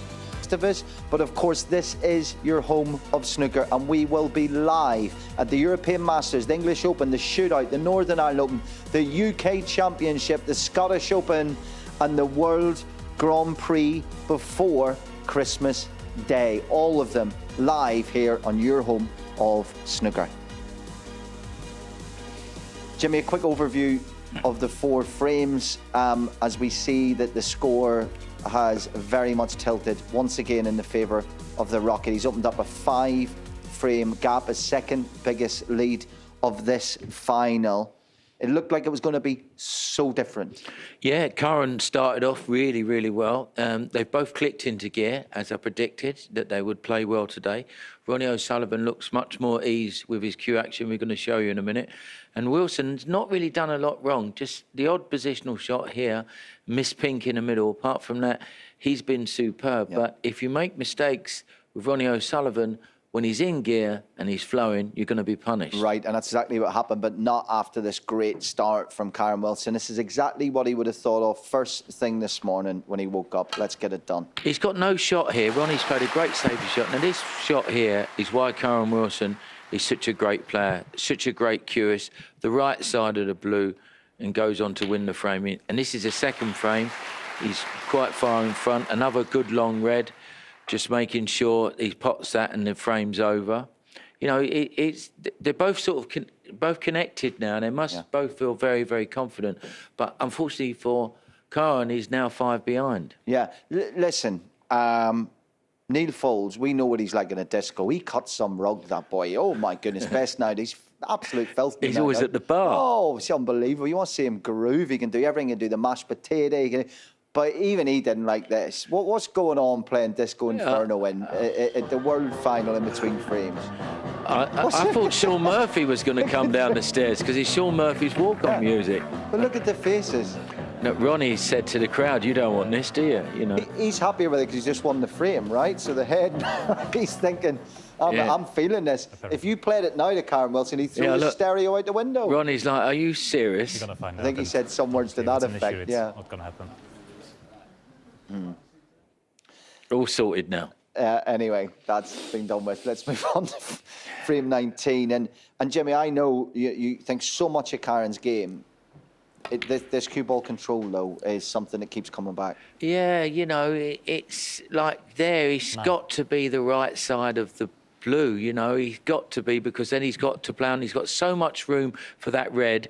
When this red moves out the way, the others go. Now, he plays a really fantastic shot here. He screws it with a load of side. But because the cue ball's travelling so far, Colin, it's so difficult to control the cue ball. And he just goes 3 or 4 inches too far, otherwise he's perfect. But he should have never had that problem. This pink in the middle, no, that's a bad miss, I'm afraid. You know, a big time, because Ronnie then, you know, got into his stride and he just looks like he's back to his brilliant best. There's no arms going in the air or any cue action. It's all business. He said hopefully snooker karma would pay off, because he did practice so much coming into the tournament, and he's had that self-belief of it'll work for me like it did at the end of Selby. That might be what we're seeing. And as you say, we now get into this Jimmy frame 20 where Kyren now knows he's clicked. He's Ronnie O'Sullivan. He's a genius. I can't give him many chances. Yeah, see this shot here. I'm sorry to keep digging this kid out, because, you know, he's done so well. But if he's high on the blue, he's got a very easy shot to get down to the 4 reds. Right.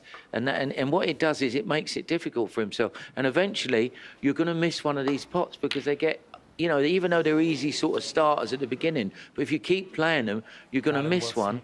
And look, the red's over the hole for Ronnie O'Sullivan, and he steps in and wins a frame. When that could... Now, this shot here is... Now, you've got to be... Any snooker player who's watching this will tell you, to punch that in middle ball and get position on the pink like that, you've got to be cueing well. So that, even though he'd won the frame, that would give Ronnie an awful lot of confidence. The reason why you get frustrated with Kyren in this point is out of love, because he's in the conversation for the best rest player in the world. He's a fantastic long putter. He's got an elite safety game. Everything else is there. And I think what frustrates you is this has been a problem for a while, judging him at the highest level. And if it was fixed, if it was half fixed, the mind boggles as to what he could win. Well, listen, Stephen Hendry worked on Neal Robertson's game. Neal Robertson was very similar to that with his positional play, and then all of a sudden he become a machine. Now this kid could become a machine as well, because what he's doing is making it more difficult for himself when it should be plain sailing. They're easy positional shots, and he makes them hard. But he's got so much confidence in his potting that he just gets on with it, and 9 times out of 10 he does a recovery shot, but eventually they're going to catch you up. Always know when Jimmy's getting passionate with me, he moves closer to me and I have to step this way so we don't get kicked out at any stage. All right, let's have a look at the final frame of the first 4 of this 3rd session of the 2020 World Snooker Final, and there's just some fantastic running. Now look at this shot. You know, now he knows he's cueing. You know what I mean? Listen, this is... Yesterday I wouldn't have fancied getting a wobble. After another pink, see... These little cueing shots, Colin, like that red, that long red, and then that blue the game before, it brought his action back for me. And that was a fantastic shot. 2 cushions there, very difficult pot, makes it look so easy. But the greatest thing with Ronnie, not is he just a great potter, when he does click, he makes it look so easy because he's got such great cue ball control. Yeah, and Kyren Wilson, as we head to the break, he finds himself in the situation of, even if he does click, if Ronnie stays playing like this, it already may be too far. But if this tournament has taught us anything, don't get ahead of ourselves. It has thrown up some of the most amazing moments, and that trophy, well, nobody's got 2 hands on it yet, believe me. Possible to think about, but important to note.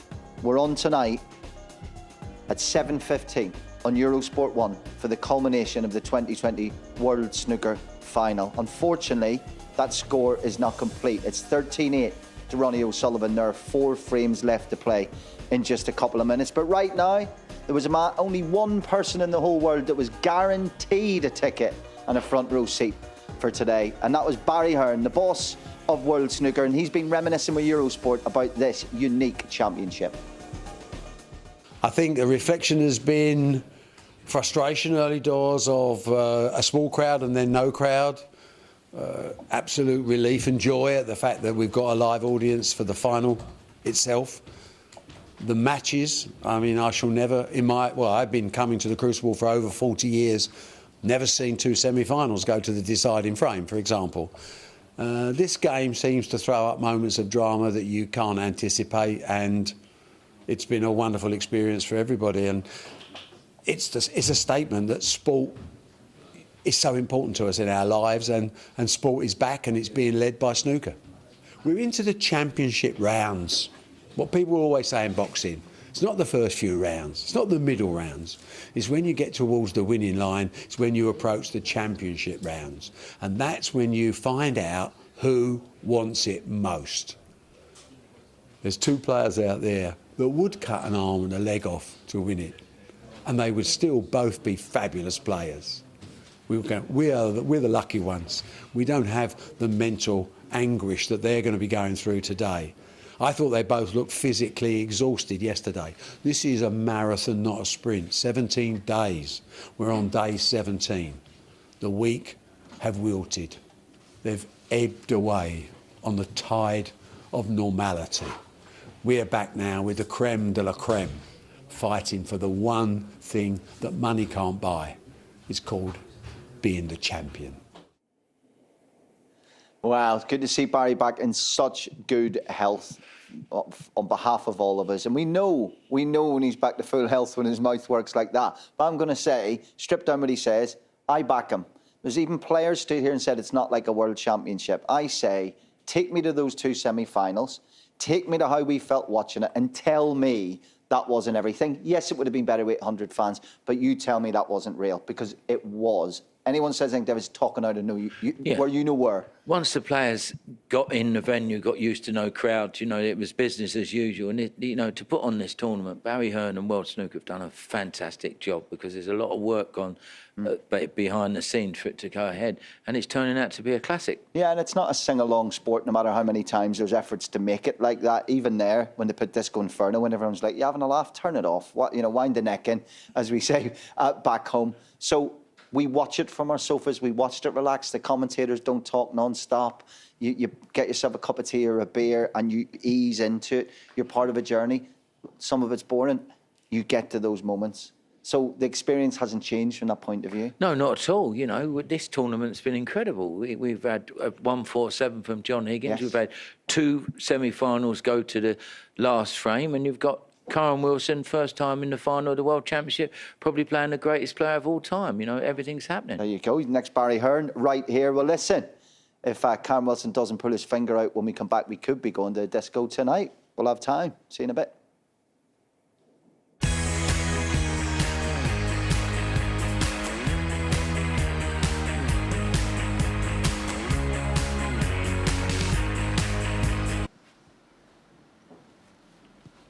Kyren Wilson with it all to do in the second half of the penultimate session here at the Crucible. You've got to think realistically he needs 3 of the 4 to have a chance tonight. That would leave him 3 adrift. If O'Sullivan can share this session, he'll be 3 frames away from winning his 6th world title.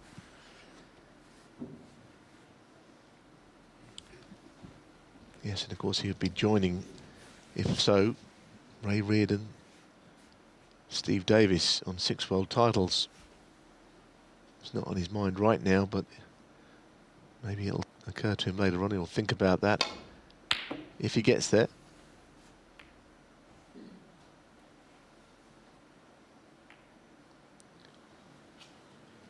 Maybe we'll discuss this later on. Just briefly on that, should he get there? This year's championship will be probably as big an achievement as when he won in 2013 after a year off. Now he's been quiet, he's been out of form really. Didn't get into the Coral Series events because he hadn't done anything on the 1 year. Of course, at the end of it, he's in the world final.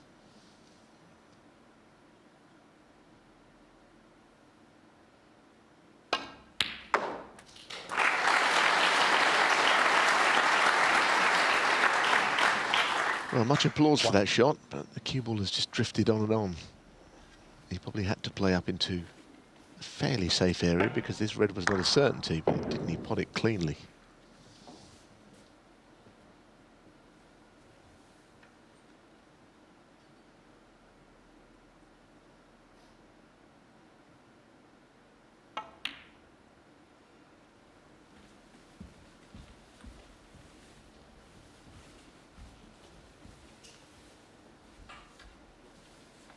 Free.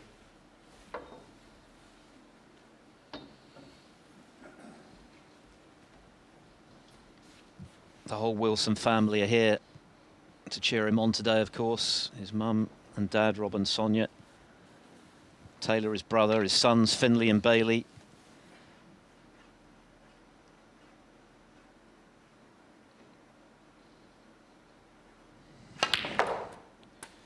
And if he were to be crowned world champion at some point this evening, I'm sure the world title as far as he was concerned, would be for them as much as him, because he credits his family unit for being so instrumental in getting him to this stage. The sacrifices they made financially, the time that they gave up when he was a junior, ferrying him around to tournaments. He is desperate to win for them as much as himself.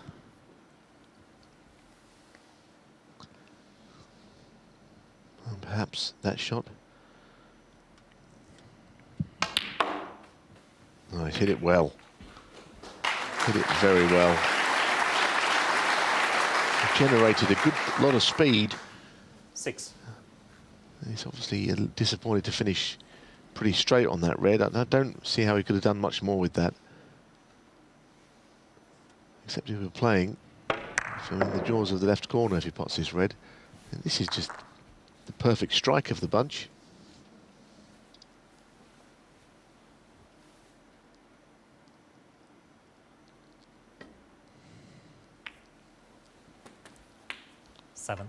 This next shot is no fun. This, if he plays the pink to the right middle, it really isn't any fun.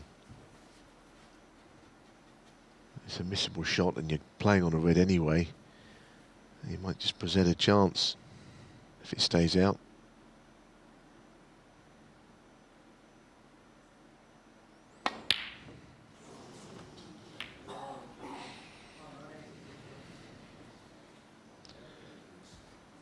Kyren Wilson 7.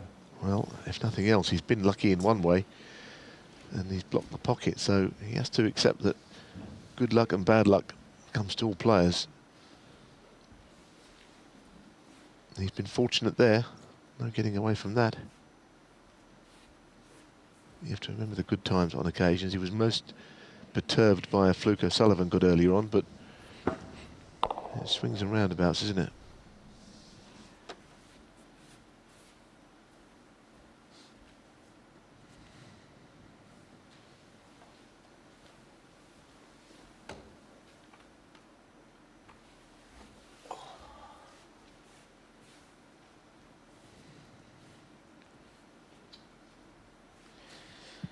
Crucible hasn't been a happy hunting ground for O'Sullivan since he lost his first World Final, the first time he'd lost against Selby. 2014, when he was looking for 3 on the spin and seemed well on course to achieve it when he led 10-5 at one stage on day 1. Hadn't been back to the one table set up since then before this year. Many wondered whether he ever would get back to the one table setup, whether he could handle the pressure and the weight of expectation of playing here, trying to emulate the feats of Reardon Davis and, of course, Hendry, who's top of the tree.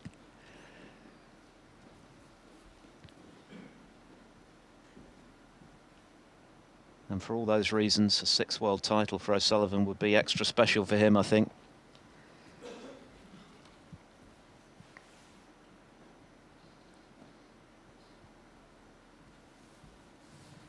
But Wilson's certainly not going to give it to him. He'll keep battling for all he's worth and hope that his very best can come to the fore when he needs it most. He needs it right now.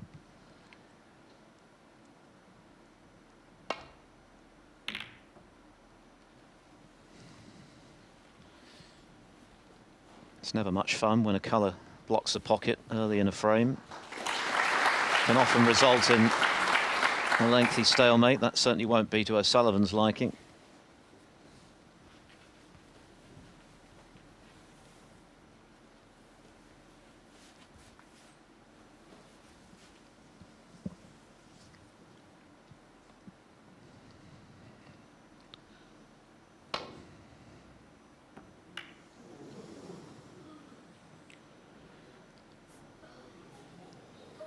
Well, I'm not sure quite if he played it like that or not, but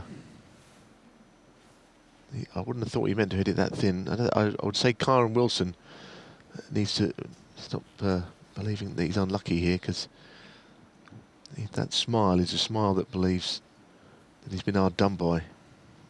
I think he's lucky that Sullivan's not at the table from that previous visit where the pink blocked the pocket.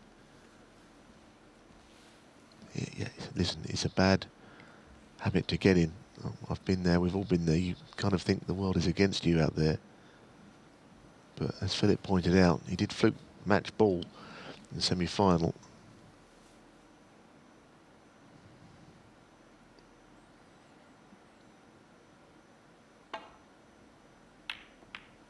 That's a good shot. That's a well-played safety shot.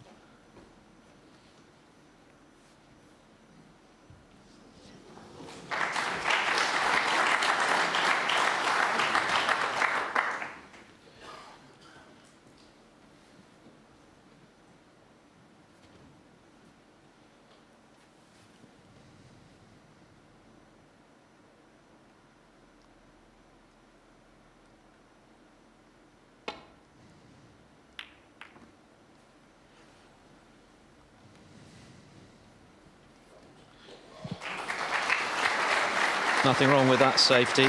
O'Sullivan is unquestionably cueing so much better today than he was at any point yesterday. Quite a few of his safety shots went awry. He was often guilty of leaving balls over pockets, hitting them too thick, too thin, but that was the perfect contact.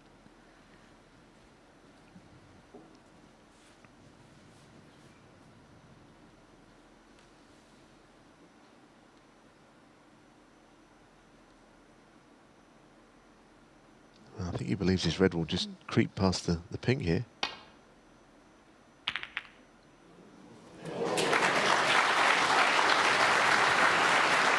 He's just going to earn him a single point. One. I just wonder if he's got a shot here.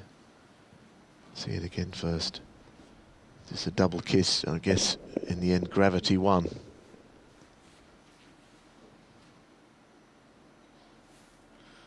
Wondered if he had a shot here to trickle in behind the pink from the cushion. Could be a nasty snooker. I think this is on. He hasn't looked at it, or maybe he doesn't fancy it. Bramble.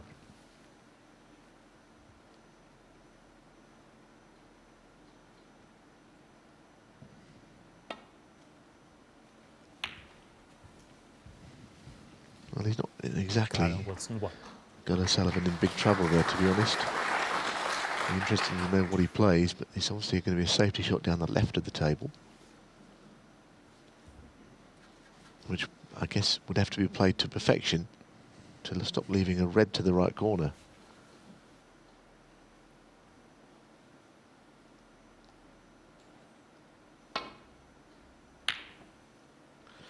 Well, he has hit it badly. Well, Wilson has got another chance. This time he can't afford to squander it. That was the kind of shot, the kind of error that O'Sullivan was making rather too often for his liking yesterday.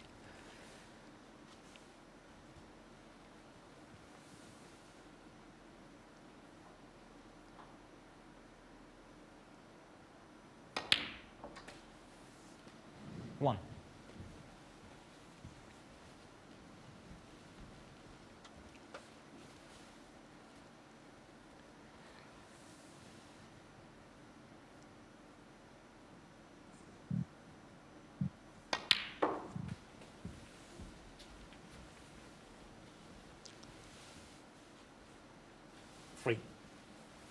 Once again, his cue ball controllers let him down a touch.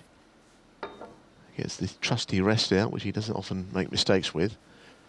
But his next shot, is not an easy one necessarily. Should have been behind this red more than he is.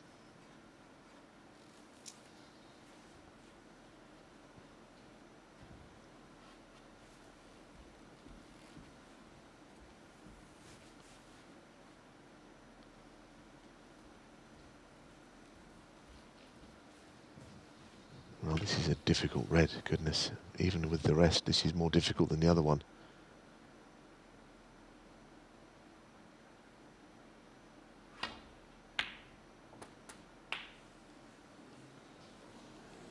Well, as per usual, Four. You can't really put these two on the same table positionally. Kyren has got a lot of good things in his game. He's a great temperament, terrific potter. Positional play that there's no comparison between them.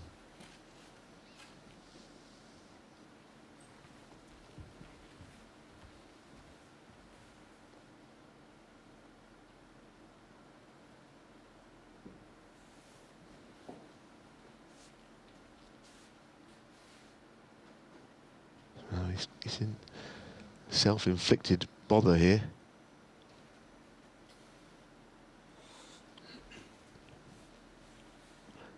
He's played 3 shots here, and each one of them has caused himself problems. Brown, the nominated ball.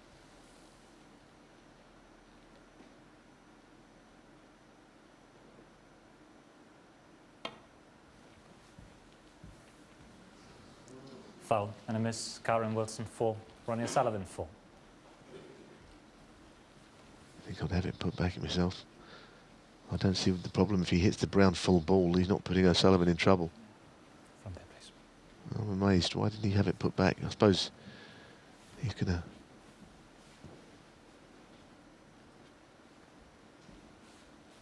feels that perhaps on this instant he's going to cause himself more problem, but I think he can go for this red.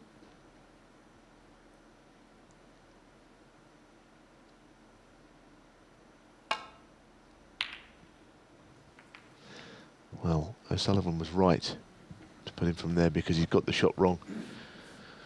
And we're seeing a real slight crisis of confidence here for Kyren Wilson on his last few shots. He's tied himself in his own knots.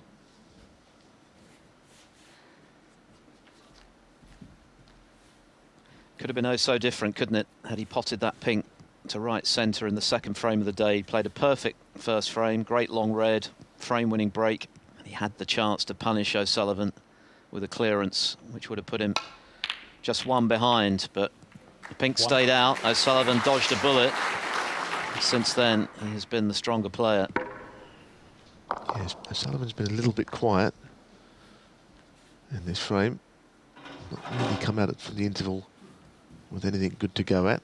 If this pink goes in, this comes down as a chance.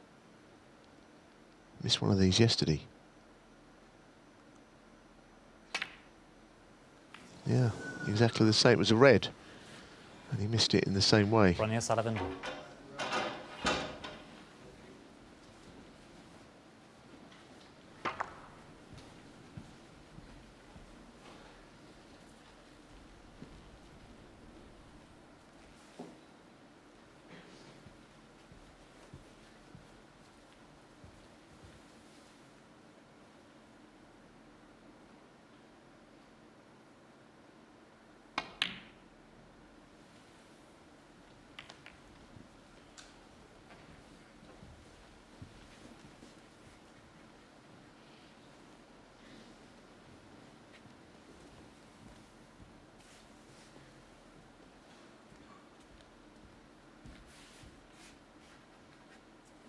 Frames have been rattling along at a pretty breezy pace overall, well under 17 minutes each one on average.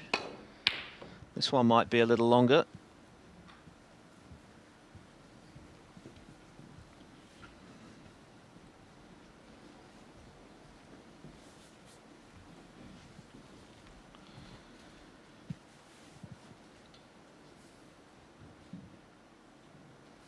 It feels as though Kyren Wilson's chances of becoming world champion this year hinge on the next 90 minutes or so. He'll be targeting 3 of the 4 frames. That would at least give him an opportunity tonight. Anything less than that, it's going to be very tough.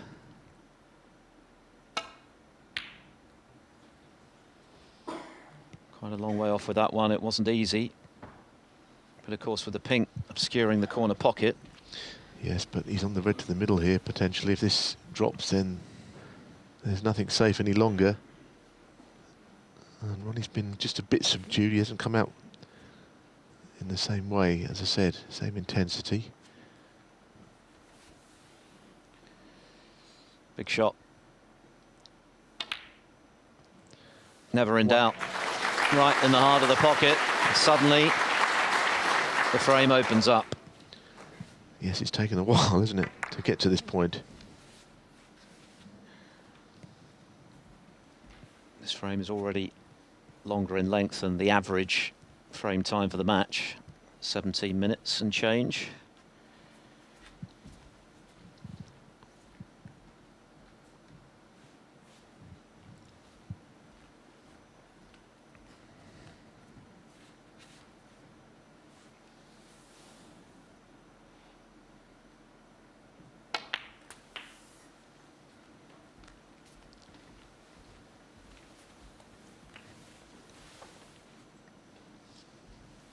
7.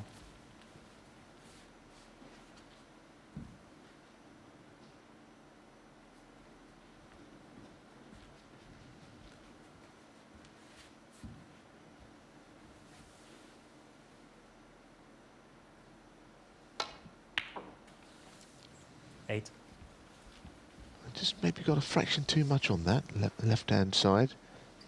He now can't get close to a red himself, something that Kyren had difficulties with. So this mid-range shot is more difficult maybe than it 13. could have been. He's stretching a touch. 14.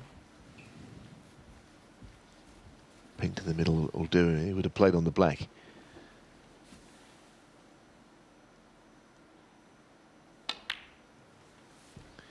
Yeah, Ronnie with a chance to win a fairly subdued frame, a quiet frame. Again, not something you always see from him. But 20. These are all as important as the ones with the flashy centuries. The middle red absolutely flies. But he's looking at a plant. Slightly left jaw. That's all right. 21.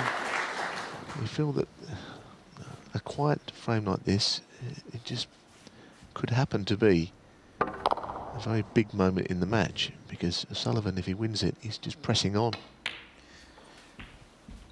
It just feels as though he's manoeuvring himself slowly but surely towards the winning line. 26. He's been stressing throughout this event the need to be solid rather than spectacular, sturdy rather than flamboyant, as he's so often been in the past. These are not the pyrotechnics we saw from Judd Trump in last year's final when he blitzed John Higgins 2 frames to 1. But O'Sullivan doesn't care how he gets to the winning line, as long as he gets there. Played a good shot 34. on that first red, or that last red, where he just screwed off the other one with great control. 27 points ahead. A couple of reds and colours, and he's over the line.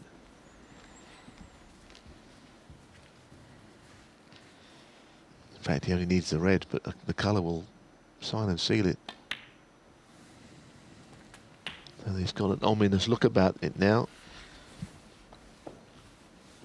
It really has. Of course, Wilson trailed by 6 before at 8-2, but 43. This is much more serious because O'Sullivan, as we see the red last night that he missed when he might have closed to within 1 frame,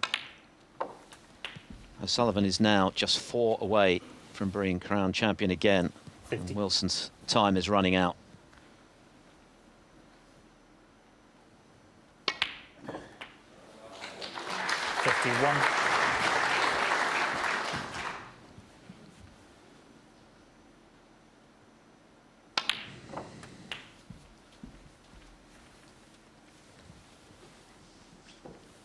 $58.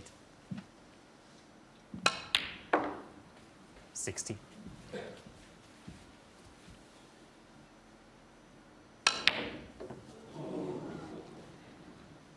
$51, $53, $61, $57, $60. Unspectacular but solid.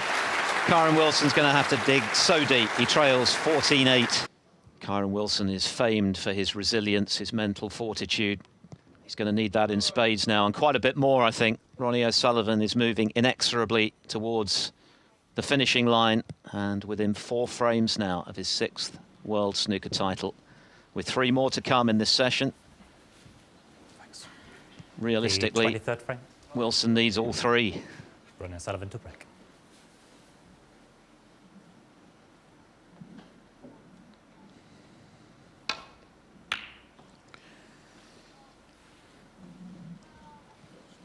This is only their 7th meeting, and Wilson, of course, has beaten O'Sullivan a couple of times before. He beat him at this season's Welsh Open, but to do it over 4 sessions in a world final is a completely different proposition. And at the moment, perhaps O'Sullivan's reputation, what he's achieved in the game, is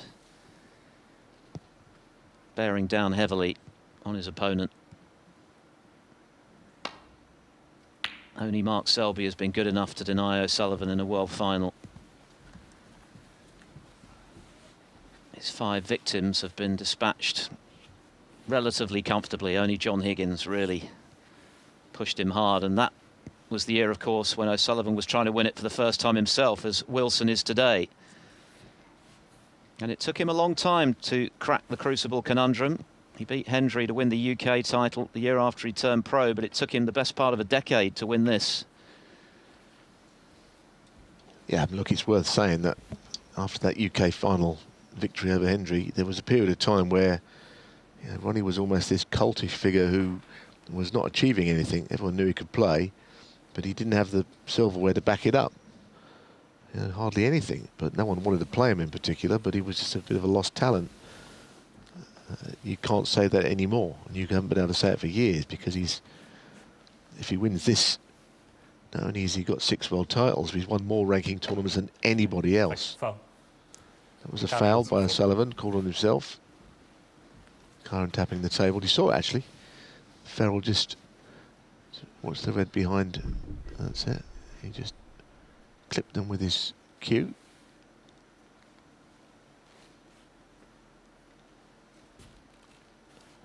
Yes, he'll hold the record for the most ranking events won by a single player.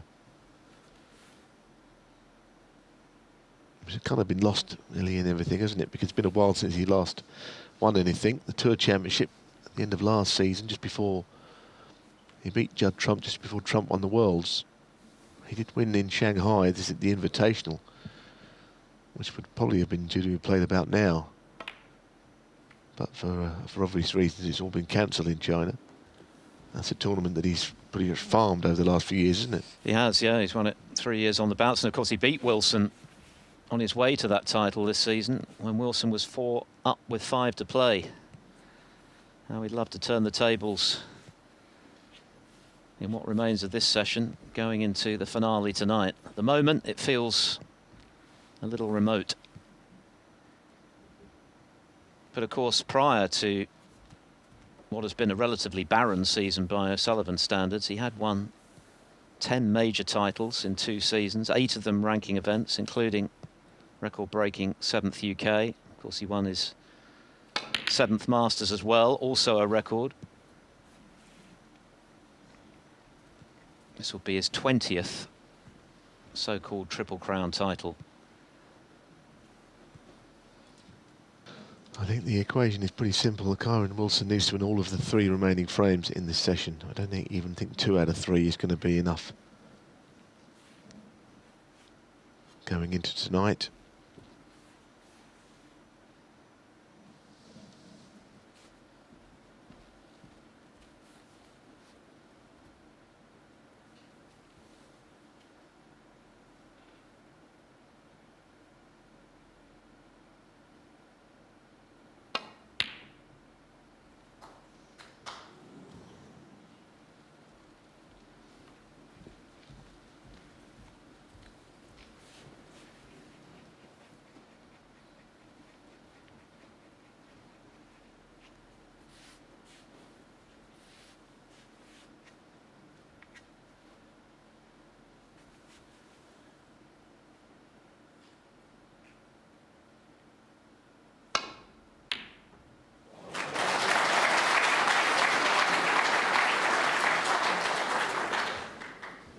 One. Well, he may actually end up playing the blue here. Very bold shot from O'Sullivan. Whipping it around the angles with right-hand side.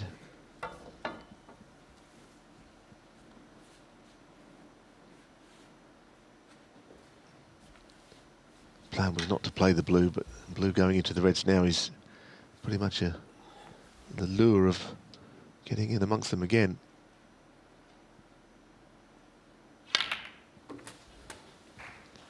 Good shot, beautiful shot. 6.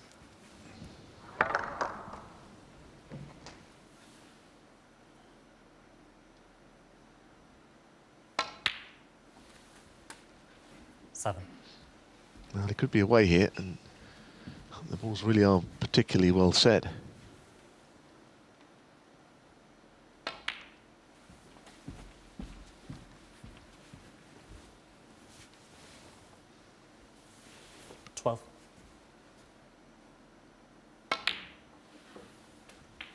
13.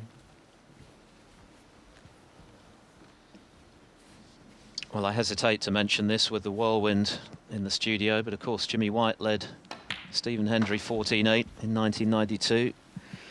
Proved not to be enough, but when you're talking about the 18. greatest front runner in the game's history, who very much has the momentum now after a sticky first day when he looked under pressure, his cue action seemed to be malfunctioning. Kyren Wilson was coming back at him. Well, he's beginning to release the shackles now. He can see the winning line. Well, he was right to play that one. At first, I don't think he believed that bottom red went there, but once it did, it's the simplest drop in onto the black.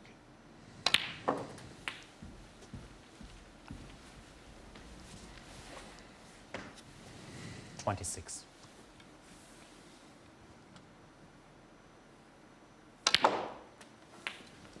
$27.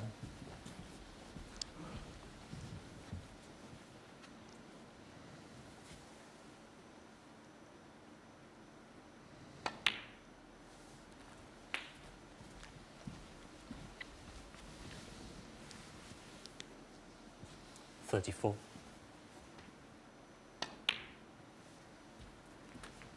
$35.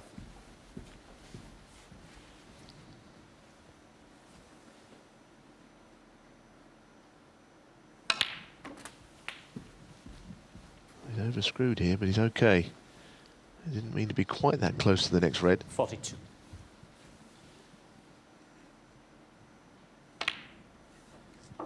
$43.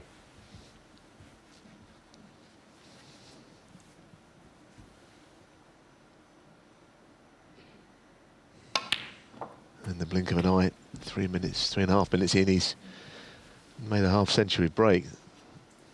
50.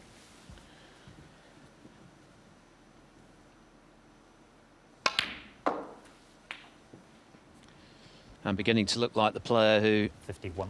demolished Tepchire in round one, who saw off Ding at the sharp end of the match in round two, who came from 5 frames adrift against Williams in the quarters, and who then produced that astonishing burst in the last 3 frames against Selby in the semis.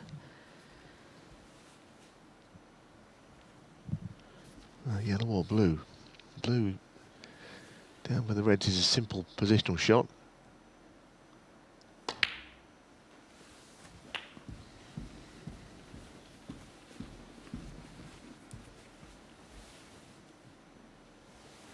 $56. You look at the breaks O'Sullivan has made today, and 57. they look fairly routine by his standards, but goodness me, what damage they're doing. Just gone a bit too far there. I mean, it's not really that the blue is difficult, it's more just holding the cue ball on this very fast table for position on the red. Oh, that's delightful. Way of playing it around a couple of cushions. Made it look easy. 62. The remaining is going down all the time, and the lead is going up. One is going to overtake the other one in a minute.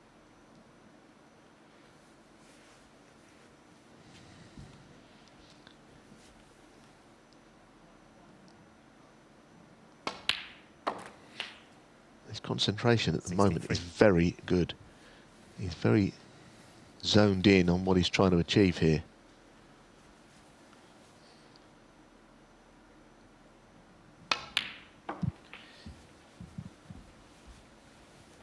Oh, look at this. Look at this position again. 65. And he only needs the red, and he's going to be just 3 away from the title and a guaranteed 5-frame cushion. Just check the scores, get the rest out, I suppose, knock it in. Get another frame under his belt.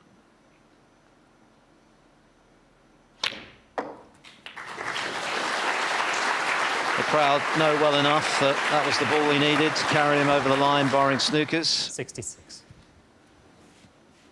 Kyren Wilson staring down the barrel.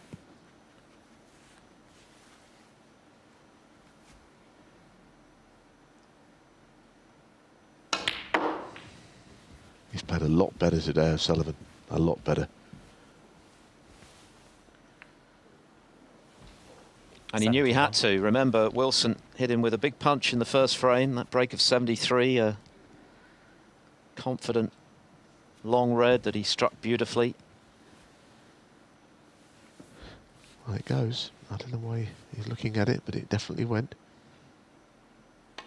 Well, there you see, this man is here to win today. Always been an entertainer, but he's here to win. A little snarling look up to someone on the balcony there. This is O'Sullivan wanting to win in a big way. O'Sullivan's biggest break of the day. 2 snookers to tie for Wilson.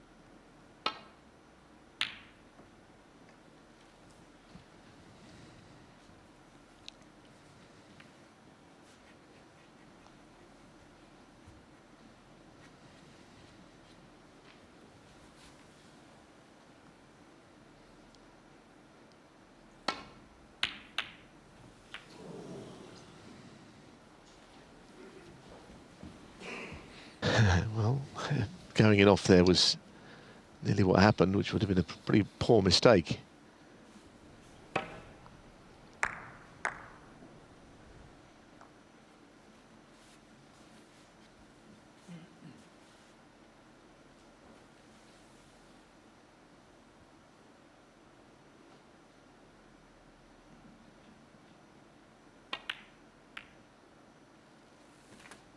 One.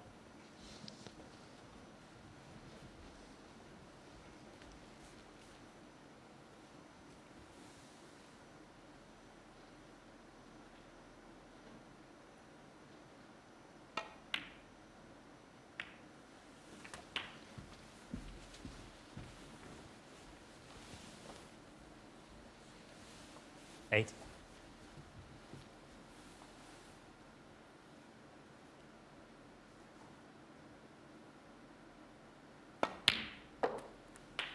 Nine.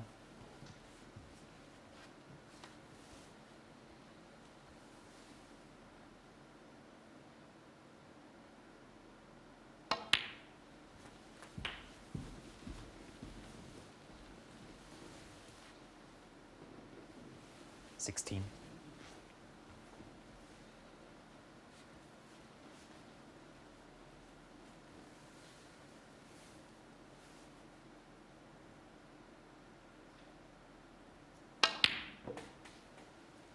Seventeen. Didn't strike that as he wanted to. This black has to go.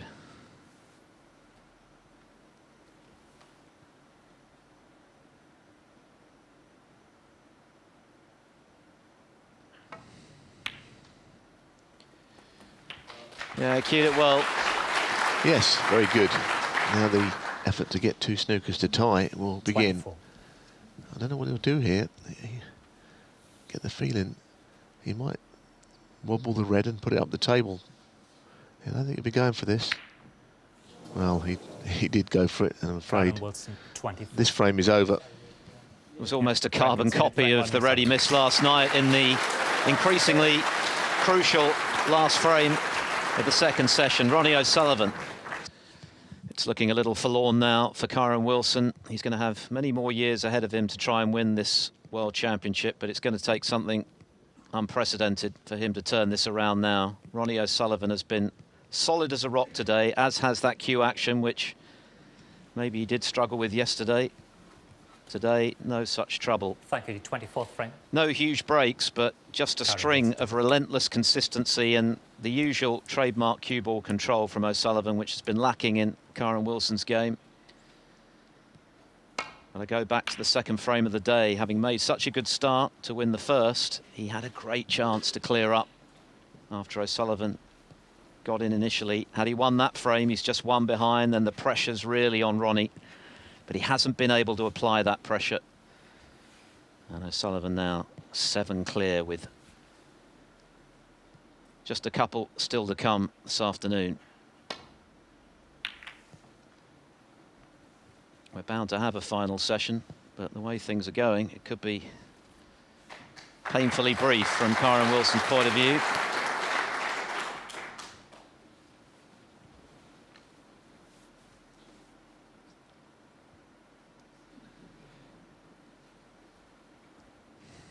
I've seen that rueful smile many times over the last day and a half, but inside he'll be hurting because he's not been able to produce his champagne snooker when he needed it most today.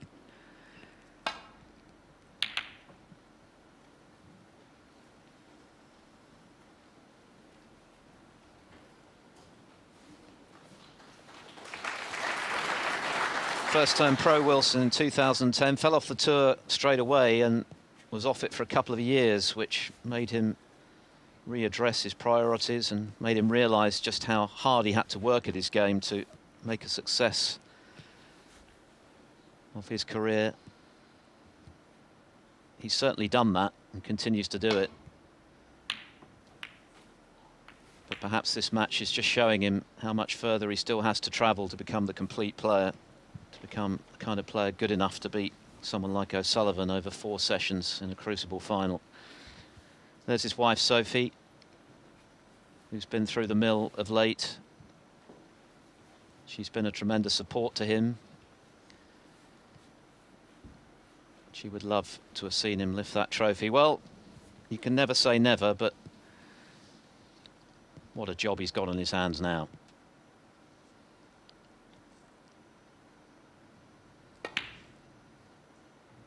One.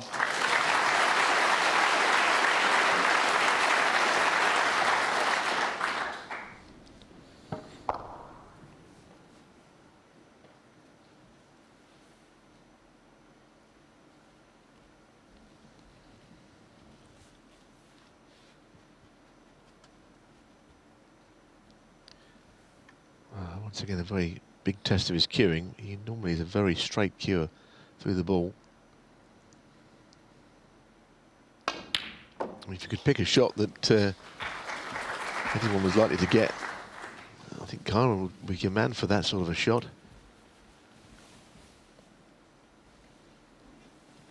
Seven. The cue goes through in a good line.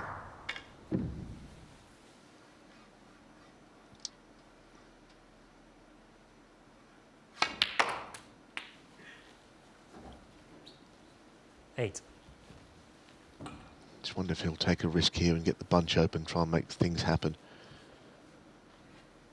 Doesn't have to, but it could be one way of stopping the cue ball and getting reds into play.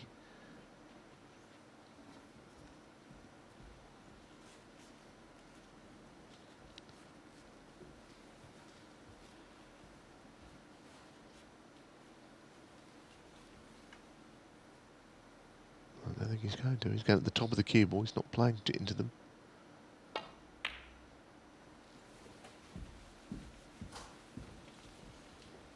So now he's a little further away from his next red. 14.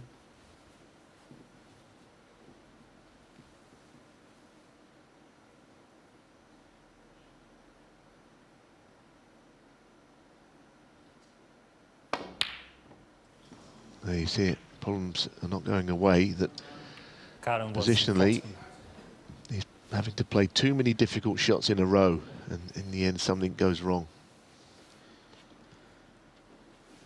It's tough to keep believing, isn't it, at this stage, to be 7 behind to O'Sullivan.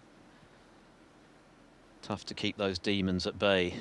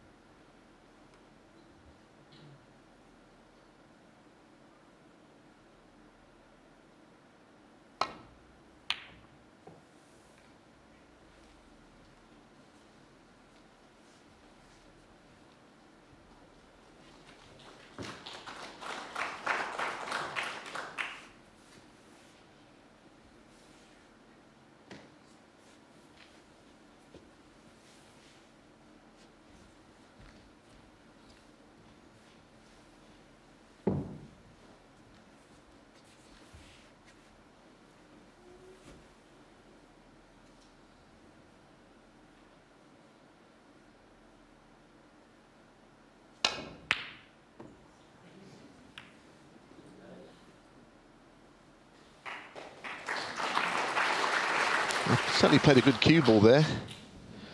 A little disorganised opening to this frame.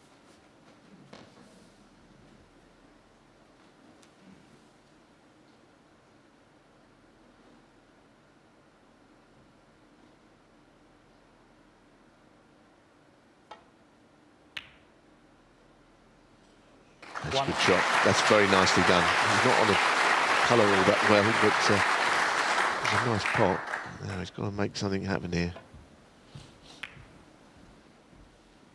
Got to find a bit of inspiration in the two remaining frames. He has to win both of them. I said he had to win the last three. Of course, he didn't win the last, but now absolutely essential that he takes something into tonight, or else it is just a question of what time it'll end.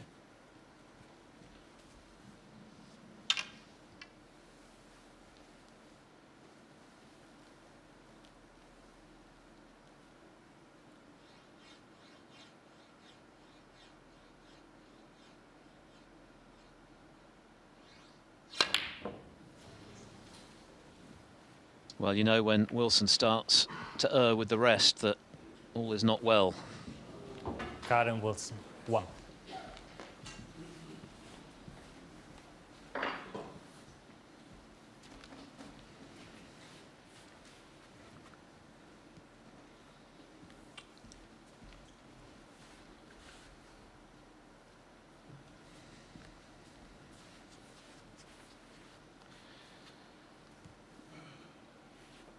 Trying to stay positive mentally, but it's much easier said than done in these circumstances he finds himself in. 1.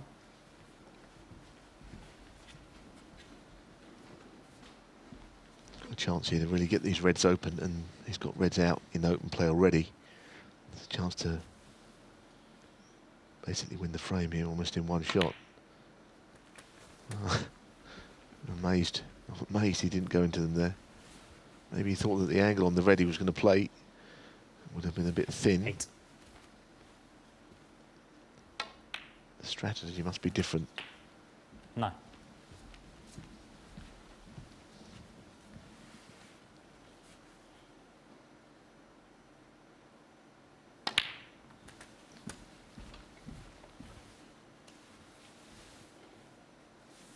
$16.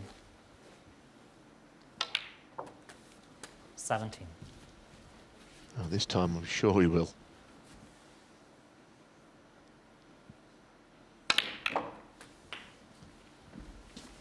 Red to the middle, is it on? 24. Must be tight. Oh, well, yeah, it is on. Definitely will go. 25.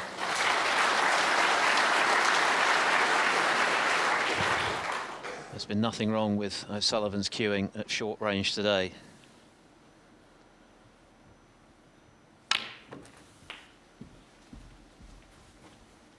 And once again, his cue ball control is, I mean, maybe it's been highlighted more because Kyren's has been a little bit weak, but we should really concentrate on the positives and celebrate just the way that O'Sullivan and the touch he has in amongst the balls is still there. It's quite delightful to watch the way that he manoeuvres the cue ball onto the next shot. And so well, so effortlessly. And you can see him make a break, and you can think, well, he hasn't played one difficult shot in that break, and that's because the cue ball 40. is immaculate. And he's going to be 45 in December. 41. But he's still the benchmark when it comes to forensic cue ball control. Now, he had to take a risk there, so for once he has a little bit more to do to get it from colour to red.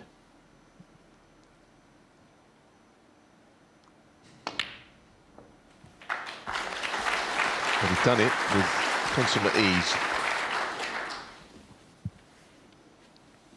43. Tough times for Kyren Wilson. He had very high hopes coming into this final that he had what it took to get the better of O'Sullivan. 44. He's finding out that it's one of the toughest tasks in the sport.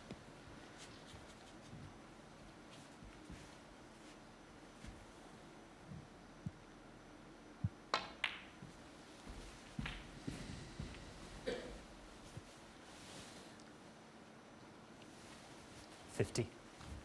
There's still a bit to do, only 35 in front. 51. But a couple of reds in open play once again, and things really have gone badly. I think the third session in the four-session match can really move a match on, and while O'Sullivan led overnight, he's pressing the point home this afternoon. 57. It looks like O'Sullivan's sixth frame on the spin. 58.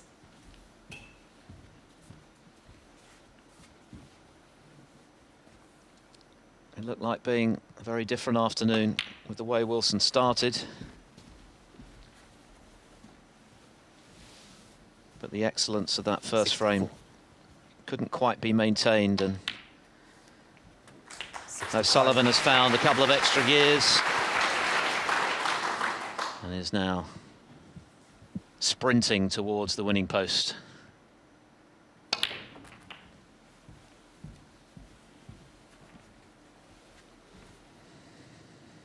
$72.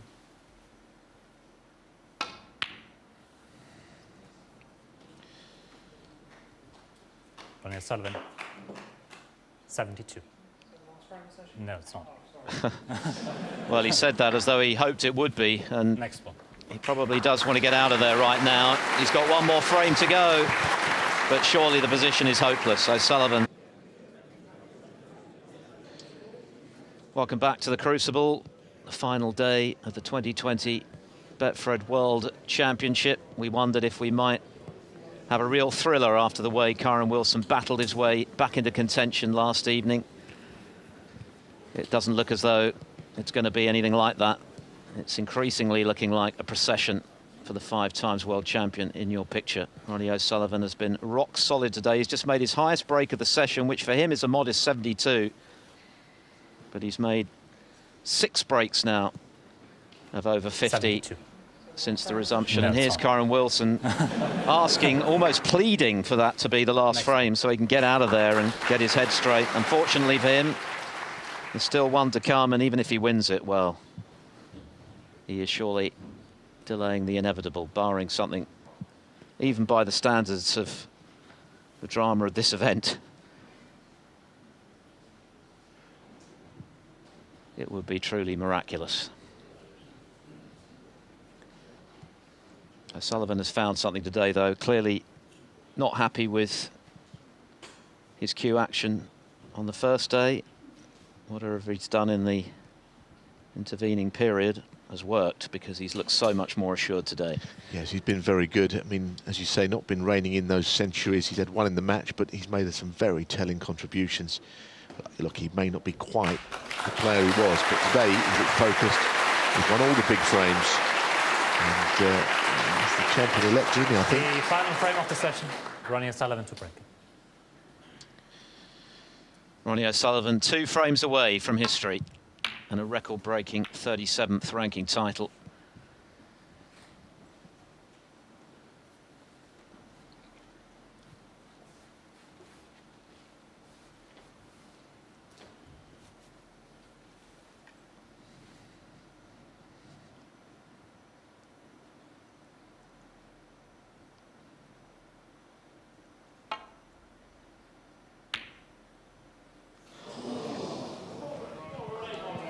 Rather sums up his afternoon, which started in such encouraging fashion, but that opening frame has turned out to be as good as it's got.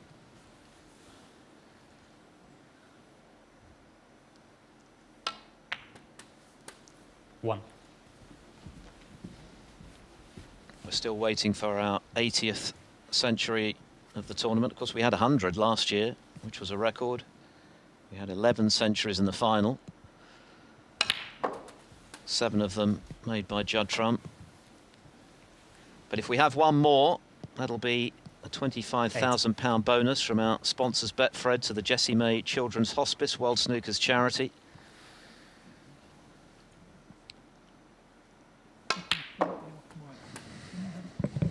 Nine. Can O'Sullivan put the icing on the cake of what has been a tremendous afternoon for him?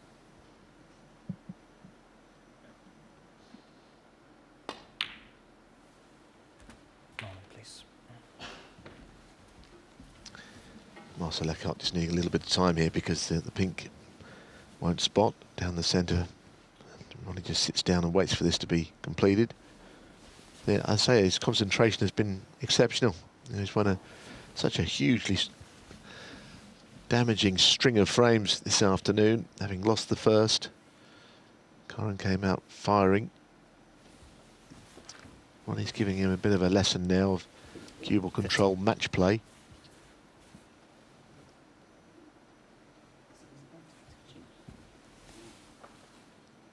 Slightly rolled back, you're right, yeah. Slightly rolled back. Ronnie is an absolute stickler, clearly, for everything to be right. The pink might have rolled onto the red, which means there's not actually, as it should be, there needs to be a gap.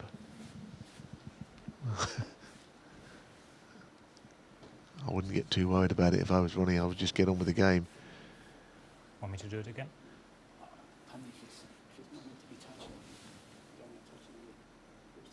It's not touching now. No. I think he should just get on with the game now. I think he might have been concerned that the pink would have wanted it to be potable. And if it was touching the red, it just could be that it isn't. 16.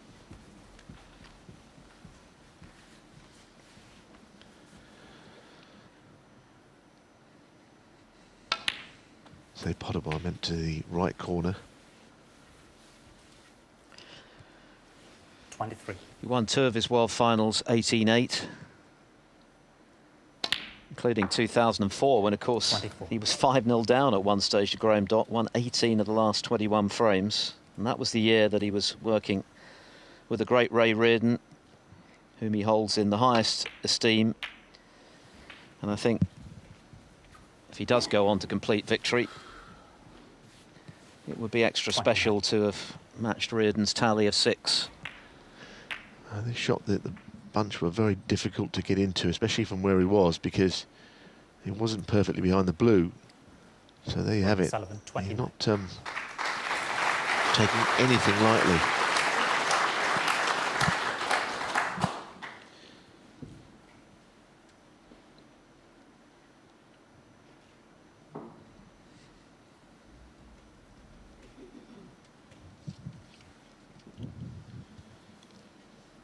Whatever happens for the remainder of this match, Kyren Wilson is guaranteed an extra £200,000, which will take his season prize money up to nearly £500,000. But as he said to Colin ahead of this final, it's not about the money, it's about getting his name on that famous World Championship trophy. But he's still only 28. And I'm sure he'll take a great deal from his first Crucible final experience as he bids to come back and go one better, if indeed it is to be the runners-up check, as now looks highly likely.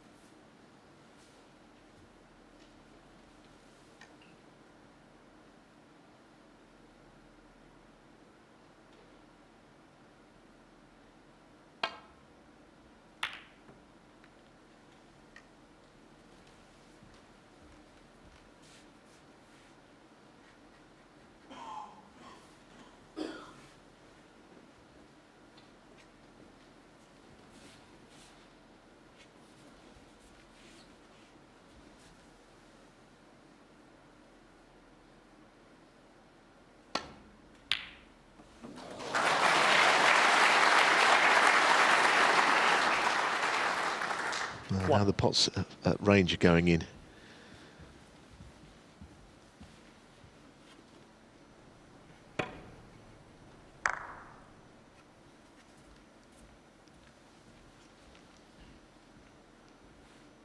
There's somebody that can play left-handed. You know, the brown with his opposite hand up the table is not such a difficult shot as it would be for others.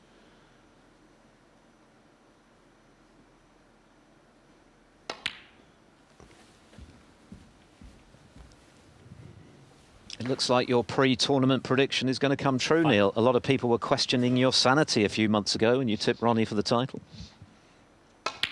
Yes, one of the home nations events it was. I can't think of whether it was in Scotland pre-Christmas or just after it in Cardiff in Wales, and I said that maybe the quiet nature of the season would bring him here fresh, although I must say, of course, we have had a pandemic since then. We couldn't have predicted exactly the path of the when the person was going to lift that trophy and who it would be, but I'd never written him off, and there's only one reason for it. He's still one of the very great players in the game. I think most of us had accepted that Judd Trump had kind of become the #1. No one could argue with the amount of ranking points he had. Ronnie a little selective in the tournaments he's played in, although he'd have played in more if he had the chance to. Well, all the great names are on there. Steve Davis 6 times, Hendry of course 7. The great Alex Higgins, who won one of the great iconic moments of this sport in '82 when he brought his daughter Lauren onto the stage, having defeated Reardon after beating Jimmy White in one of the most extraordinary matches ever seen at the Crucible. And that 69 break to deny Jimmy in the penultimate frame. And it looks as though O'Sullivan's going to get his name on there for the 6th time. Just a little bit awkward here. I'll run this in awkward bridging. Like all the rest, though, in it goes.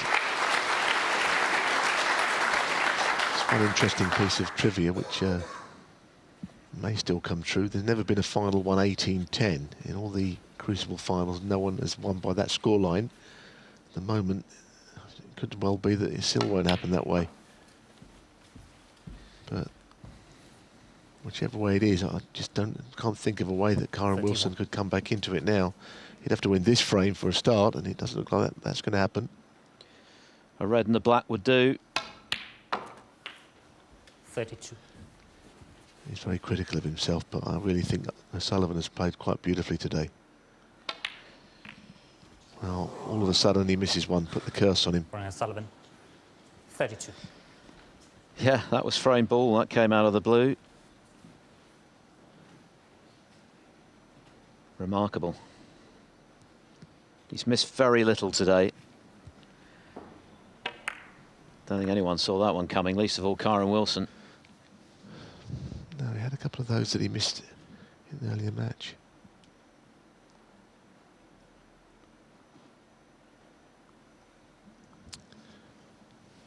Well, he missed a couple of blacks, like the one that we've just seen in his match against Mark Williams in the middle session. 1. Of course, don't forget, he did trail 6-2 in that match. You know, he's behind. He was struggling a little bit.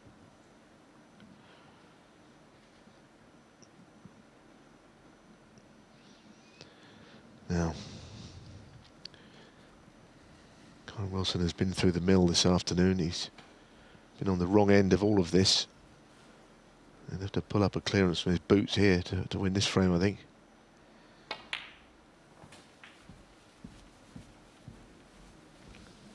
Has he held the spot?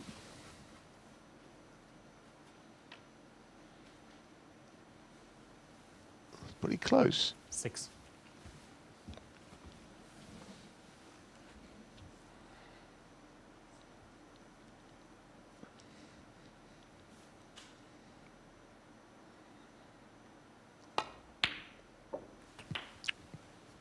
It's a good pot.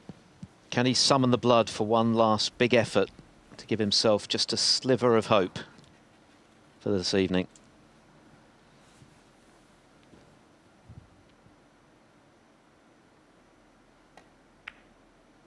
Oh, no. Kyren Wilson, 7.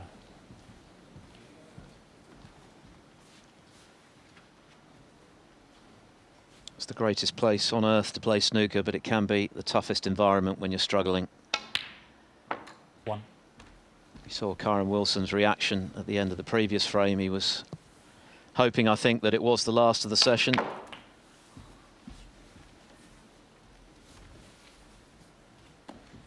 He must be feeling pretty good about himself. Yeah, I mean, even the greatest comeback in the world we've ever seen in the game, he's not going to get Kyren Wilson back into this tonight. The session's about to end, and it does. Kyren Wilson concedes, and it looks as though this evening's final session is going to be a lap of honour for the 5-time champion Ronnie O'Sullivan. He's 17-8 ahead. He's 1 away from being crowned champion for a 6th time.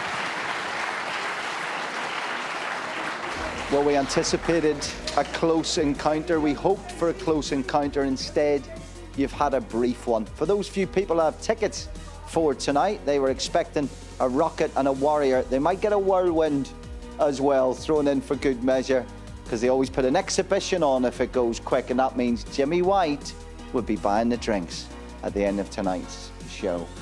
James, you said at some stage Ronnie is going to click into gear. And that's exactly what happened. Yeah, he's, you know, the second frame, if Kyren would have potted that pink and stole that frame, it could have been a different situation, but he let Ronnie off. Ronnie clicked into gear, and when he starts producing breaks like that and cue ball control like that, he is near enough impossible to beat. Right now, there's definitely a TV boss out there saying, build it up, guys, we're never going to lie to you. It's not impossible, because nothing's impossible in live sport, but it's 99.99% possible that we're going to turn one of those 9s upside down and get a 6 for Ronnie O'Sullivan. Let's not build it when it's not. Listen, he's 20,000 to 1 on to win this World Championship now, you know, because of that great play today. You know, it's impossible, because he's only got to win 1 frame. And Kyren Wilson has had a great World Championships. You know, he's got to be very proud of what he's done, but I am afraid it's over now. Yeah, our build-up tonight will probably be more like a tribute to the 2020 winner-elect. But let's go through these frames one by one. Frame 22, we'll start with this Wilson yellow, and as we say, just a little bit of a problem that if he sorts, he'll be a world beater one day for sure. Absolutely right. Here, you know, he's near the cue ball's near the blue spot. It should be near the pink spot to make it easy for him. You know, he's making it difficult. Here's a nice shot from Ronnie O'Sullivan in the middle pocket. You know, Ronnie gets in and dishes up here, and he's found a plant there. You know, it all went his way today, Ronnie, as well. You know, and he had a nice fluke in the second game as well to start off his 53 break. But once he's cueing, you know, he just makes it look so easy, and he scores so quick. Yeah. So all of a sudden you're sitting in your chair. It's gone from, what was the score to start out this morning? It was 10-7. It was 10-7, Jimmy. 10-7, 10-7, 10-8. And then all of a sudden, like, before you know where he is, he's won 3 or 4 frames, which we know he can do. And when he clicks into gear, he is unplayable. Absolutely. Let's take a look at frame 23. It wasn't as spectacular as those last 3 games against Marcel, last 3 frames, but then I don't think anything ever will be. No, I don't either. And this, you know, this was a red where Ronnie's, you know, he's found his confidence now, and he, you know, he got a really nice kiss on the blue there. Yeah. And Ronnie's a fantastic rest player as well. But this is, you know, he's found his cue action, he's found his confidence, and that combination, you know, makes him a world beater. When something looks as easy as this, Foulds loved this shot, you have to wonder how you could ever lose it. Well, you know, because he's only human, you know, he's got to, like, you know, the game is difficult himself, and if his cue action is not there, which he's been, I'm sure he'll go on about later on, you know, but he did click into gear there, as everyone can see. So, you know, and fantastic snooker. He played like that in his first match, and a bits of that with Mark Williams, and then with Mark Selby. You know, Mark Selby played fantastic in this World Championship as well. You know, he's definitely back playing good and all. By the way, as we look at frame 24, now, if you want to play Ronnie Bingo for the interview when he comes up here later, I would back Novak Djokovic, Joe Davis, cue action. Yeah, don't gamble against them. Yeah, you know, unfortunately, you know, I feel for Kyren. I've been in this situation before where you are really struggling and your opponent's really playing well, and you've sort of missed your opportunities, and it can be a really horrible place to play this Crucible if you're not performing, you know. And it was difficult. He even fought the game before last that the session was finished, you know, so that's how much his mind is scrambled. How do you feel about that? Because when it got to this stage, of course, at the end of this frame, he thought the session was over. Yeah. And that tells you a lot about where the mind can go. Yeah. The simple mathematics goes, Jimmy. I'm not doing it out. You're been there where the mathematics can even go, the most simplest things. Yeah, you know, your mind can get fogged, and you know, and he's not been in a world final before.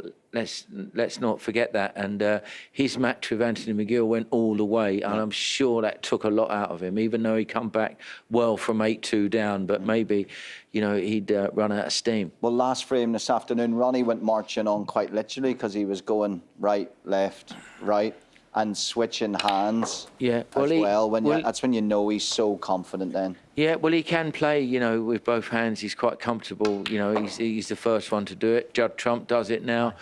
A lot of players are you doing it all the time and all, but you know, it makes it quicker for Ronnie, and it's quicker pace. And you know, if he's what sort of shots that look quite difficult for him, left-handed, you know, he could play to a good standard left-handed anyway. You know. Let's not have the victory party now, out of respect, albeit not kidding anyone on who's going to finish any other way.